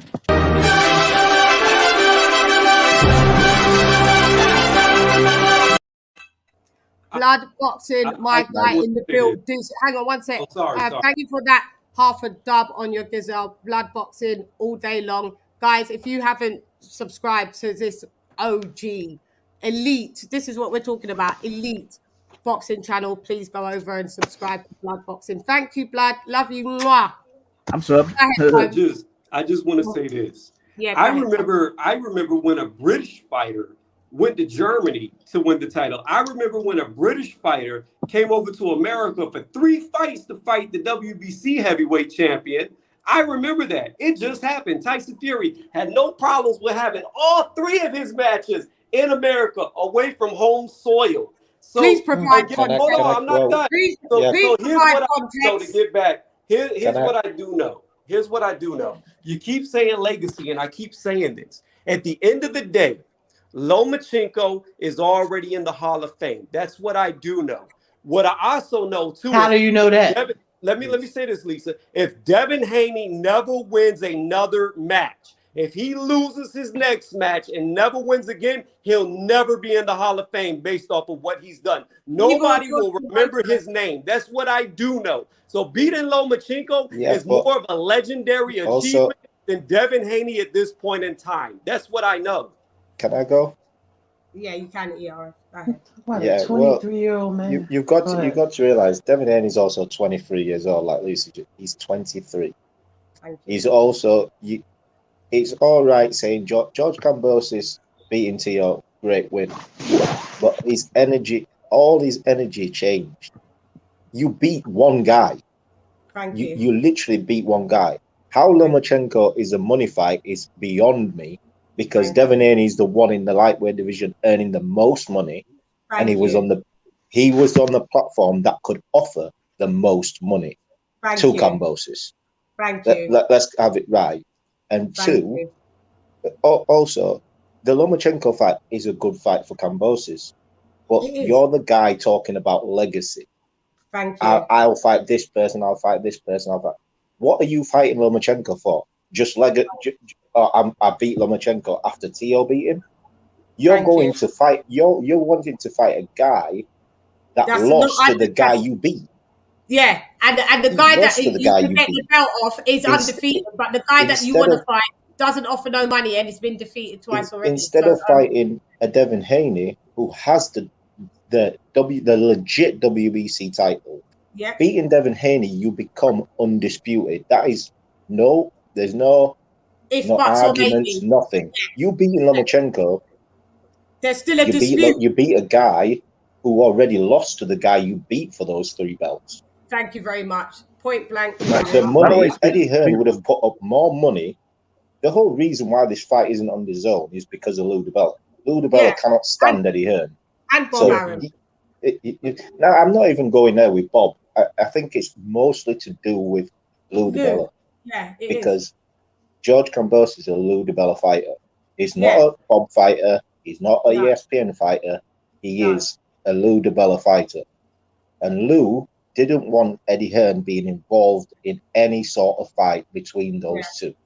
Yeah. Lou didn't want the Kambosos versus Lopez fight to be on the zone. Yeah. He was pissed when Triller defaulted. Yeah. He was pissed. So the fact that Lou went out of his way to get an ESPN deal for Kambosos to force Haney to sign away from Eddie Hearn. In my opinion, I don't think they expected him to do it. They put all these barriers and these hurdles in the way, expecting Devin Haney to say, you know what, nah, I'm not going to Bob. Yeah. I'm not going to. Have you just seen what Terence Crawford just said about Bob? They was hoping and praying. Devin Haney said, nah, I'm not signing to Bob. Not for 3 fights and 2 fights in Australia. Come on, Tony, I agree with quite a lot of things you say, but this, you got to see between the bullshit that this deal, what they've offered Devin Haney, was a deal that Devin Haney was supposed to decline. Yeah. The same way the 20% for Dillian White of Tyson Fury. Dillian White was supposed to decline that. These are deals people are supposed to decline, so they look bad. Yeah. But the tables turned and they was like, you know what? Okay, let's go. I have to do it. George Kambosos didn't want to fight Devin Haney. He didn't. We all know that. He's fighting him now. I just got a quick question. About that. My man, what's your name? ERF. It was, sorry, what was it? ERF. ERF. Yeah. Excellent take, my man. Yeah, I agree with everything you said, but I mean, I just have a question about it because, like, I think correct. I'm sorry, Tony. Somebody said that him fighting Loma was a voluntary defense. Didn't the WBO order him to do that? Yeah, no, it wasn't ordered. It wasn't ordered yet. The order would have come down. Yeah, it was en route to come down. The order was en route, but we all know. We all know that the order was en route, but unfortunately, whether the order came down, unfortunately, Loma is going through whatever he's going through, so he can't take the fight, which is unfortunate. Yeah, I mean, and that's why myself, I wanted George and Devin to get this done before the WBO ordered the fight. Well, that's what was supposed to happen. He longed it out on purpose, hoping, and that's what Bob was saying, like the whole time, like, it's going to be ordered in the end. Bob needled his way into it because he always wants Lomachenko to be able to have those belts, and that was the only way. The friend of my enemy, the enemy of my enemy becomes my best friend, and that's the only way. If it got ordered. If it got ordered, the deal would have been worse for Kambosos because we both know Loma. The WBO would have probably give Loma 45% split. Yep. So Kambosos and Lou was like, nah, we don't want to give him 45% less. Let's just go through it, try and get this fight done.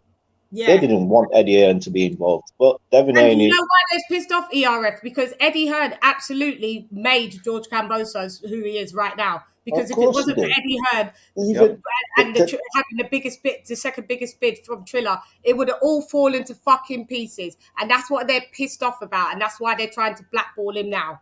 The funny thing is, what I find funny with Lou DiBella is when Triller actually won the purse bid.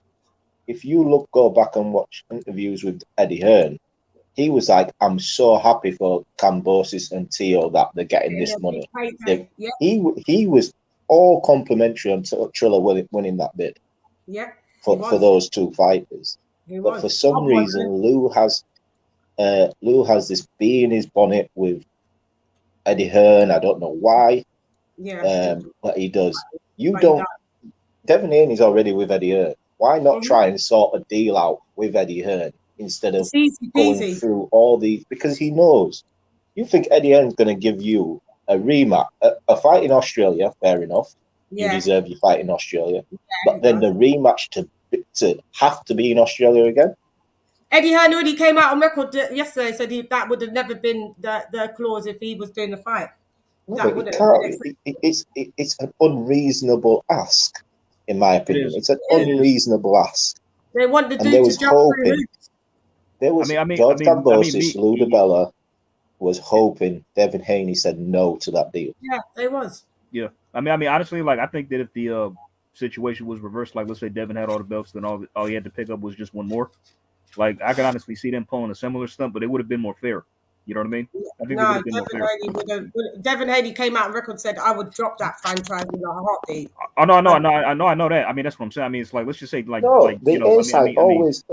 I understand you. The A side always puts stuff in contracts. They always always. I think But you're supposed to have the rematch in the other country. That's what I mean. That's what I mean. I think they would have been more lenient and fair. Like they would have had like like the rematch. Okay, fine, you beat me. No, I beat you one. They just would have been more fair to George. Fine, you get like, all right, it probably would have been a 2-fight deal. If I lose, we do it in my hometown first. But if I lose, you beat me here. We can do the rematch in your home neck of the woods. I think they would have been more fair to George. Or neutral territory. Neutral territory, something like that. It wasn't a deal in good faith. But Devin Haney, all the people that saying Devin Haney don't fight no one, Devin Haney don't want to fight no one. He's just proved to him, okay, you give me this bad deal. Everyone's been asking of him. Everyone's been asking of him, take short money for your legacy. Take short money to become the boss.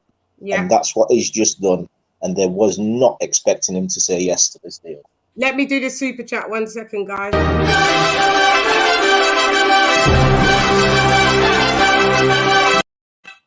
If Virtuoso, thank you so much for the $5 super chat. If Russia hadn't invaded Ukraine, would we be talking Kambosos v. Haney? No, we wouldn't. Nope. That's our whole point. Exactly. We wouldn't be. Nope. So, Tony, what do you want to say? I haven't heard Tony saying nothing. I'll say the same thing that I've been saying. Woulda, shoulda, coulda, doesn't matter. The fact of the matter is, he is fighting Devin Haney. The fact of the matter is, the very second the Loma fight fell through, he's fighting Devin Haney next. So here's the facts. He beat T.O., and now he's fighting Haney. Furthermore, let me touch on what Buddy said.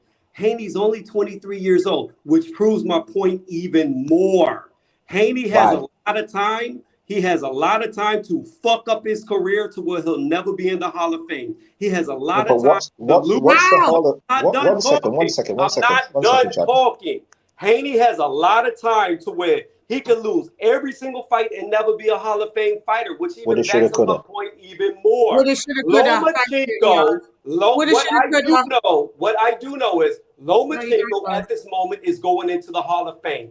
Devin Haney, we don't know if he's going to make it there. What makes you a legend is legendary names on your record. There are a lot of legendary fighters who were never undisputed. Names are greater than belts. Undisputed doesn't make you an Hall of Famer? Cricket. No, not at all. Being undisputed wouldn't make Listos pe los chingazos. Listos pe los chingazos. How are there crickets if I'm talking back? How are there crickets if I'm talking about? Let me tell you why it doesn't. How many people right now like to say, oh, look at Crawford. He's not a real undisputed because when he became undisputed at 140, there was really no fighters. He did it in a weak era. There's always that fucking argument of a weak era that always gets undisputed. So I'm not trying to hear that bullshit. That's invalid, by the way. So I won't even address it. You're telling me Terence Crawford's not going into the Hall of Fame? If he's not, neither is Canelo. No, then. I just want Tony to answer this. Is Terence Crawford not going into the Hall of Fame? Because if Terence Crawford ain't going into the Hall of Fame, neither is Lomachenko. He is not. Listos pe los chingazos. Listos pe los chingazos. That's my okay. opinion. He is now. Here, So is it? One second. One second. When I'm trying to rebuttal and answer, the difference here is Terence Crawford went on to win another world title in his third weight class at welterweight. So yes, he's going into the Hall of Fame based off of his record. Devin Haney has not done that yet.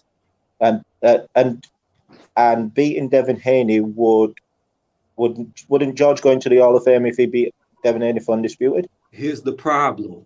There's no problem. There's no problem. Let me tell you what the problem is. I agree. George Kambosos is fake undisputed. But you know what? Here's the problem. What me and you think is irrelevant because the mass of boxing, the people, the media, they all push George as undisputed. So he's already undisputed in the history book. He isn't undisputed, though. Let me finish. This is the thing, Tony. Whether you or me like it or not, he's already undisputed. Tony, he isn't undisputed because the other sanctioning bodies do not recognize the franchise title. He can't be undisputed. Like you said, no, 1 second, let me finish. Like you said, what you and what everybody else thinks doesn't matter. What does matter is what the sanctioning bodies say. WBO, IBF, WBA does not recognize the franchise title as a legitimate world title. So he is not undisputed to the sanctioning bodies. He is not. What matters is the gold standard. Hold on, let me finish. Okay, George isn't a world champion then. Full stop. If the belts don't matter and what the sanctioning bodies say and what they're ruling doesn't matter, then no one's champion then. Because the franchise, they don't recognize it. The same way they don't recognize the IBO. If someone had the IBO instead of another belt, you cannot have a unification fight with an IBO belt. You cannot have a unification fight with an IBO champion. It's not classed as a unification. Yeah. You can't unify with a regular belt either. It's not classed as a unification. That is the sanctioning body's ruling. So you cannot tell me people think that George Kambosos, no, he isn't undisputed, says the sanctioning bodies who does not recognize franchise. So let me tell you who does says he's undisputed.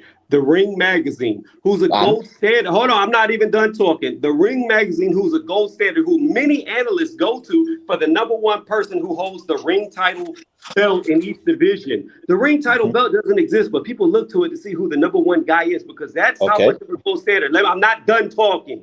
ESPN, every news outlet, whether it be ESPN, CBS, etc., they all see Kambosos is undisputed. The WBC, which has the regular belt, sees him is undisputed. WBC don't have a regular belt. Delegitimized Devin Haney as a champion. The WBC don't have a regular belt. They just have one fucking belt. And then the franchise is a designation, which is now all of a sudden changed to be a WBC franchise belt. There's no regular and there's no super in the WBC. The super belt when they started. The WBA super belt only existed in a couple of weight classes. Yeah, we don't care. It exists now. And then it took over every single one. Just like the franchise. It exists now. Tony, you spoke to me about Ring Magazine. You spoke to me about WBC. I didn't say anything about WBC. I said IBF, WBO, WBA. Talk to me about what they are saying about George Kambosos because they're the 3 titles he holds. They're the 3 titles he actually holds. What are they saying? Are those 3 sanctioning bodies telling me and telling you that George Kambosos is undisputed? You want to prove this, then go ahead, call the IBO, the WBA, the WBO.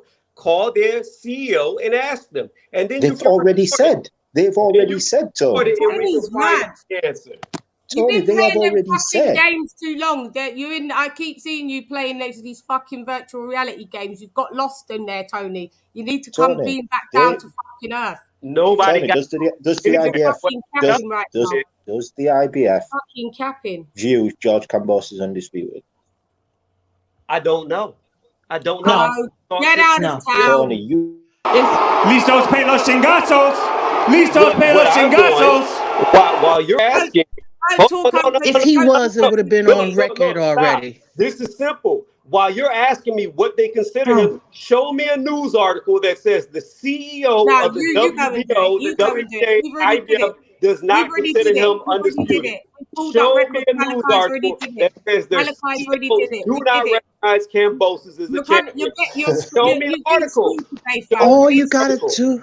We ain't got all you gotta do is you've been in them games. All you gotta do is look up undisputed champions in the 4-belt era, and it'll tell you who's the undisputed. Hurry up. Oh, you go and look it up. We've already did our homework. That's why we know what we're talking about. He's asking me, do they recognize him? I'm saying if they do not, if what he says is true, they do not recognize him as the champion. Show me. No, I don't need to look it up. Show me about this already. Show me the CEO of the body stating that Kambosos is not a real champion. That they do. We've already did a show on that, and so I don't care what their website says. Show me. Then why isn't he? Then why isn't he on the list? Why? Then it's irrelevant. Why isn't he on the list with the undisputed champions in the 4-belt era? Him or Tio? Go ahead. Hurry up. Why? Hurry up. Why Canelo's on the list, but they aren't. Listos pe los chingazos. Listos pe los chingazos. Like I'm asking a question, I'm answering. You keep playing that whenever I'm answering. Why did the WBA have Emmanuel Charr still as a champion, even though he hadn't been a champion for years? Yeah, I know about that. Exactly. So you can't go by their website because obviously they're not updating the shit. I didn't go by the website. Oh God! 2 years Why ago, are you yelling? Dead. He had been dead for 6 months and he was still. Tony, do you realize you're talking to a woman? Do you talk to a woman like that? I didn't go by the website. Wait, Lisa. Do you talk to your woman like that at home? Do you? I'm talking how I'm being No, just answer the question. Do you talk to your woman like that at home? Let me and just Tony speak. Please speak to your woman like that at home. Will you? I'm just asking. Do you? Man, woman, or child. I respect. Okay, well over here it doesn't apply. Over here, this is parliamentary motherfucking procedure. You will respect the blood clot order around here. And when a woman is speaking, you will not raise her tone because you've been raising your tone the whole way through and even to me. And you're lucky I'm letting it slide. But now the sliding is stopped. Yeah? So have fucking respect or move and go along because I'm not having it, Tony. Don't be fucking rude and don't be disrespectful. If your woman allows you to speak to her like that at home, keep that at home. This ain't home round here. So I will choose to move on, but you've been raising your voice at me the whole time. No, I haven't, Tony. How it's given to me. Tony. You have a nice day. I haven't raised my voice. A nice day. Like I said, how it's given to me, man, woman, or child, I give it back the same. I don't play that. I don't play that. I don't care what your gender is. You're not protected. On that note, I'm out. You have a good day. And you too, boo-boo. And you too. Keep that shit at home because it doesn't fly around here. Man, woman, and child. Let somebody speak to my child like that. They would have all their 32 teeth on the floor. I guarantee it. What I don't understand what you do at home is at home. Don't bring it round here. Sorry, Chad. Go ahead. My bad. What I don't understand is Tony knows boxing. So for him to act like he doesn't know the other sanctioning bodies does not class George Kambosos undisputed. It is beyond me that he's just playing dumb. We all know he isn't undisputed. Lomachenko got the franchise title. Lomachenko was no longer a world champion. He was no longer a world champion when he fought Teofimo Lopez.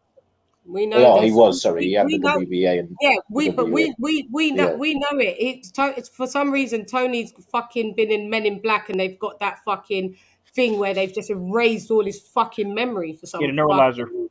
Yeah. Because I don't know what that.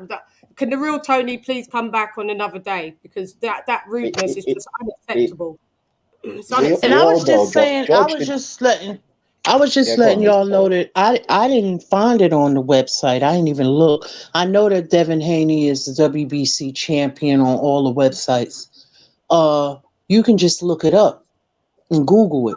I'm saying. But he didn't want to. I mean, he brought up the WBA. I mean, but like that IBF and WBO are not. They're saying that Devin Haney's the champion too. It's not just the WBA; it's the others. I mentioned that. I mentioned IBF. Actually. Yeah. Now that Manuel Charles situation was ugly with Fred Sequendo and all of that. All that. Yeah. That WBA. And then the WBO even actually had a person that was deceased. Still on the, I was just thinking of that, Lisa. So it was the he said that. Tony said it. But we still know in the 4-belt era, Teofimo Lopez and George Kambosos is not listed. They're not undisputed. You don't need the whole website to even look at it. But even if you want to refer back to the website, you can, because you will still see it that he is not recognized in the other bar, the WBC franchise, and even in the WBC website, it's Devin Haney as the champ. There's no super champ, no regular belt, WBC, nothing. So I don't know what Tony was coming with that bullshit. Chan, I've just looked on the Ring magazine, and it's funny that Tony was mentioning Ring magazine. It actually says on the Ring magazine ratings for lightweight, it says champion George Kambosos. Ring magazine, IBF, WBA, WBO. Teofimo's number 1, Lomachenko's number 2, and Devin Haney's number 3, WBC.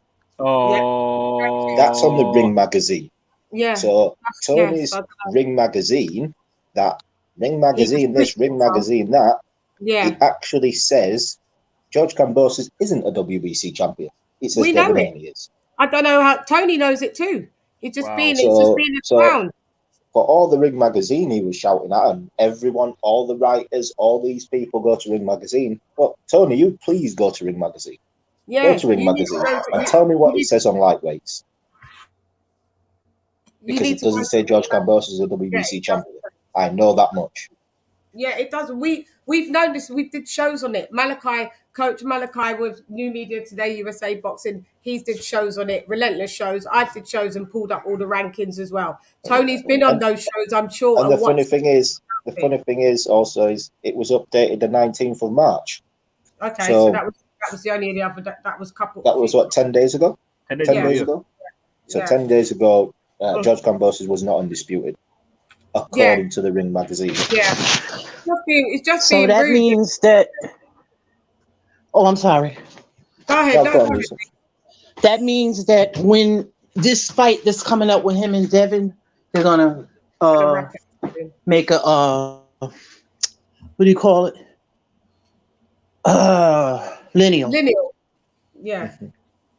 Yeah. He's lineal. They're lineal. He's a lineal champion. He's lineal. George Kambosos is a lineal champion. That's no debate. Tyson Fury was lineal, but it doesn't make you by default that you're undisputed. You can be lineal without having no belts. He is lineal Tyson right Fury now. was lineal without a belt. He's lineal right now with one belt. Yeah, and like, now my issue with lineal is it's just that like I know it's a great account, but Tyson Fury is like one of the main ones that really tries to milk that and try to make it seem like him being lineal champion is like better than holding a legit title. You know what I mean? Yeah. Like, but if you notice with Tyson Fury, as soon as he got the WBC belt, you don't hear him talking about he's lineal no more. Too tough. Tyson Fury. No, of course not. Not when he didn't have it. Yeah, he was lineal and lineal was before them belts, so it does have some value. Yeah. No, it does. It does have value. But I mean, you could be lineal without. It's the lineal thing's different now. It's not the man that beat the man. It got disrupted as after Lennox Lewis. It all got disrupted. Yep. It's not really the man that beat the man. It's different now. It's the new era of lineal, and that's why it doesn't carry that much weight. Yeah, because I remember like back to the Chan, remember like everybody back to remember like. Tyson Fury was saying it was like before. I think it was before the first Wilder fight. I'm the man who beat the man all the way to John O'Sullivan. No, you're not. Nah, the lineage was broken twice. The lineage was broken twice. So what are you talking about?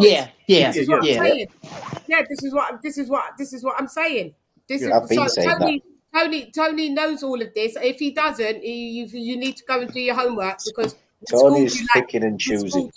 Yeah, he's like Tyson Fury, Top Rank. They're all trying to market this lineal thing as like a PR stunt, saying like how I'm the greatest, and I think they're trying to give him carte blanche to pretty much not fight anybody. The thing is, AJ, they did a good job too with it. They did a good job. Yeah, it was they marketed it so it looks like Deontay Wilder wasn't picking a cherry. That's what they did.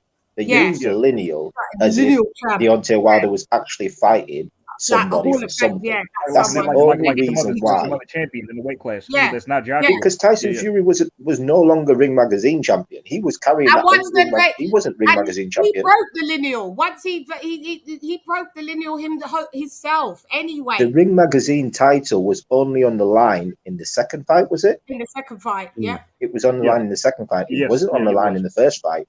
No, it wasn't exactly. So. This is what I'm saying is real boxing heads. We know what lineal is now and what lineal was before. Like these new casuals, they just think, oh, it's lineal. Like, oh, that means he's the best thing since sliced bread. Tony knows better than what he was doing. It's a load of bullshit. And that lineal doesn't mean what it did back in the day. And that's it. And that's just the facts of it. We don't care if George Kambosos is lineal. We don't care if Teofimo was lineal. At the end of the day, right, then none of them was fucking undisputed.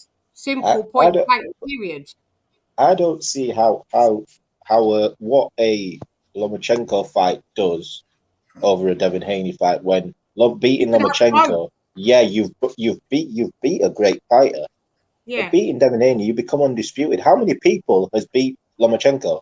2 so far. So you're going to be the third. You're going to be the third person to beat Lomachenko. Yeah. So why don't you beat an You're going to be the first person. Why don't you beat an undefeated champ? And then become truly undisputed. It's not even the fact. That puts you as one of the elites in the 4-belt era of undisputed. It's not even the fact that he's beating an undefeated champion. It's the fact that he's going to be undisputed. Yeah, but that's a part of it. So you beat. I know it's a part of it. Yeah, and you're now undisputed by doing it in one foul swoop. Why wouldn't you have picked that first and foremost? My point was, it doesn't matter whether Devin Haney had the belt or Richard Comey had the last belt, or it doesn't really matter who had the last belt. But for me, you're choosing to fight somebody who's already been beaten twice. Yeah, he's a great fighter in Lomachenko, but you're choosing to fight a great fighter in Lomachenko over being undisputed. Everyone who goes into boxing, everyone who starts off wants to be a world champion first. Then you want to unify. Then you want to be undisputed. There's no dispute on you are the best fighter in that division. Why are you choosing to fight a guy who's been beaten twice already, who you beat the guy that beat him already? So for me, if you beat the guy that's beat him, then that tells me why do I need to go backwards and fight this guy who lost to the guy I beat already? Why am I not going for the undisputed to say, you know what? I'm the first undisputed champion at lightweight since is it Pernell Whitaker? Yeah. But so I mean the first in the 4-belt era too as well. In the 4-belt era, you'd be the first. You would be the 8th undisputed champion, the 8th in all time in the 4-belt era. Hall of Fame just by that. So why wouldn't you? Yeah, why wouldn't you do that? Yeah, for what it's worth, George would have lost to Loma if he fought him. Just my 2 cents. He would have lost to both of them. Yeah. Do you get me? He would have lost to both of them, but I would appreciate and respect that you did it the way that you was bleating off at the mouth on every fucking channel that you wanted to be legacy and undisputed. And then Tony comes along and says, no, he didn't really say that. He put up a poll on Twitter. Fun Twitter. Do you think boxers we fight over fucking Twitter polls, mate? Fucking hell. Is now, that like, where you want to? When George won his titles, what fight did he go watch after? The Jojo Diaz. Devin Haney, right? Did he go to the Loma fight, which was a week after? No, he didn't. Did he bother? No, he didn't bother. So you went to the Devin Haney fight for publicity to get your name out there even more. Yeah, that's also not where he went. He went to the Tank fight too. Remember that? Clout chasing, and that's because he went to the fights that would make more name for himself. Why going to a Loma fight? Do you really think going to the Loma fight when Loma is coming off a loss? Yeah. To a guy you just beat. Yeah. Well, I mean, well, he wasn't. He had beat Nakatani in the mid, like yeah, before that. No, still, what I'm saying is, you've just beat the guy he lost to. Teofimo already beat Nakatani anyway as well, so he's already did that. So what we're saying is just go to Devin Haney, innit? Good point. I mean, what's funny? It was funny. Like, let me just right quick. What's funny to me is like him going to the Tank fight was a waste of time because Tank was never going to fight him anyway at all, ever. So that was a waste of time. What I was about to say is, the Nakatani win. So you beat the guy that's already beat Nakatani. So Loma beating Nakatani don't mean nothing. You already beat the guy that beat Richard Comey. Yeah. So Lomachenko beating Richard Comey means nothing. So you're going backwards from beating the guy that's already beat those 3 fighters. Yeah. Loma, Comey, and Nakatani. He's beat those 3 fighters. Why are you going backwards to fight somebody that he's already beat? Ducking. That's my whole point. It was a duck. It was a duck. Some of it is politics too. Yeah, it was a duck. These networks don't want to fight with each other. They don't want to do business with each other. Yeah, but it was okay when he went to the Devon fight. He wasn't listening to Lou DiBella then. It was like that could happen. And Lou DiBella at that time didn't have any platform to actually put any fights on. So here comes the counter move. Was the checkmate was insert Bob into the fucking shit. And that's how it all fucked up. Then Lou DiBella was like, all right, so then I can latch onto you, or Golden Boy, they're willing to do something. But what he doesn't know, Golden Boy need the zone to be able to show their fighters more or less 9 times out of 10. So it was just like it's all politics. It's just Lou DiBella not liking Eddie Hearn, and it's also that stupid Kambosos able to duck Devin Haney. The funny thing is, people are talking about Loma pulling out. This deal, they was hoping Devin would pull out of this deal so they could fight Ryan. You're right. So they could fight Ryan. They called the bluff. The whole idea, because Robert Garcia already unfolded everything what Lou had said to him by accident, thinking he was Robert Diaz. Yeah. So the whole fact of this deal for Devin was, right, we'll tell him he needs to do this. He needs to accept it in 48 hours. He needs to sign with Bob for 3 fights. He needs to do this. He's not going to accept that. When he doesn't accept it, we can say he didn't want the fight. Let's go and fight Ryan. Yeah. The whole idea was to go and fight Ryan Garcia. For money. It's already out there. So to say, because Loma couldn't fight, that's why he's fighting. No. He's fighting Devin because Devin chose to take that stupid deal. To fight for legacy, and that's why the only reason why this fight is happening is because of Devin Haney.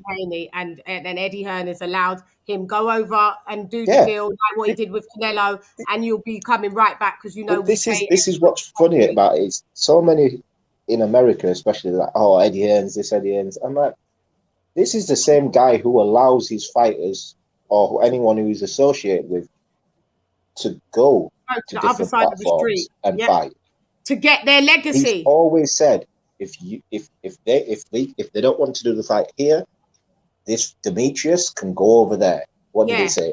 We don't want to pay for Demetrius, Andre. Yeah, that's what they're saying. Yeah. There's always Tevin Farmer. If they don't want to take the deal with Tevin Farmer and Tank Davis, Tevin can go over there. Nah, we're not doing that. Even Demetrius leaving now, it's unfortunate, but it's like people who were saying that's Eddie Hearn's fault and he couldn't secure him fights. Like, wait a minute, that's not true at all. He's done what he could. He did what he could. Yeah. Because the other side also the Demetrius thing. And same with Crawford. When they asked Eddie, Crawford's a free agent, will you try and sign him? He said no. There's no point. Crawford is an amazing fighter, but I can't do anything for him because they won't work with me. So what sense does it make for me to sign a guy? So Terence would have signed. I'm putting him on the shelf. Yeah. So Terence would have signed the same thing. If Terence would have signed the same thing again, nothing. Yeah. So this is what I'm saying. So shouts out to Eddie Hearn in that thing, because like PBC would never let their fighters go over and fight with Eddie Hearn and then come back. They would never allow that to happen. Eddie Hearn has allowed that to happen because he knows he's built such a good rapport with the fighters and he's paid them so well that he knows they will come back in the end. So he's got no problems with it because he wants If you've got the biggest star in. Yeah, he wants to facilitate the fighters' dreams, which is legacy. We've got the biggest star in boxing. Guys, you know what's funny? Like, you know why Eddie doesn't have a problem with Devin going anywhere? He's got Canelo. I also think Eddie believes Devin is going to get those belts. He's going to keep those belts, and eventually, when it comes to being a 140 fighter, Devin will sign back with Eddie. Yeah, he will. Eddie knows that. He will. Obviously, I was listening to the Boxing Voice earlier, and even Bill Haney said he was coy about it, but he was like, "Nah, Eddie, we're good with Eddie. We're good with Eddie." That conversation's happened. Who said that, Bill? Yeah. Yeah, Bill. He's good with Eddie. Eddie's part of our team. Yeah. So don't try and make like that. There's some contention here. Like he's allowed us to go and do this, and like we know that basically we'll be coming back. So yeah, that's just the bottom line. So shouts out to Eddie. Guys, there was more topics, but we're gonna have to do a part 2, and I'll maybe do a part 2 tomorrow. But also stay tuned in. We've got Coach Ronnie Shields in the building, so we're gonna ask all the tough questions about the Charlo business with Jamal Charlo. So that one will be a bit late because Coach is 6 hours behind us, so 7 p.m. for him and 1 a.m. for us. So I may do 2 lives. I may go live in the afternoon or early evening, and we can chop up the rest of this because I'd like to still get into this a bit more because there's other stuff that we need to cover. And Kenny, if you're available at all tomorrow, let me know because sorry you didn't speak much. Sorry, because I think what it is that I'm not going to be available, mate. Next week I've got I'm going to you told me that game. Yeah. So. I won't have my Kenny Ken next week. If you're available at any time this week, let me know. If you can dip in tomorrow, even for 10 minutes, it's up to you. This week, because I've done quite a few podcasts. The next podcast I'm not going to do is on Sunday. So, yeah. So, all right, the week after for you then. Definitely, 100%, without fail. All right, then. Nice to meet you all. Speak to you soon. Love you. All right, Kenny Ken, enjoy yourself. Thanks a lot. Yeah. All right, take care.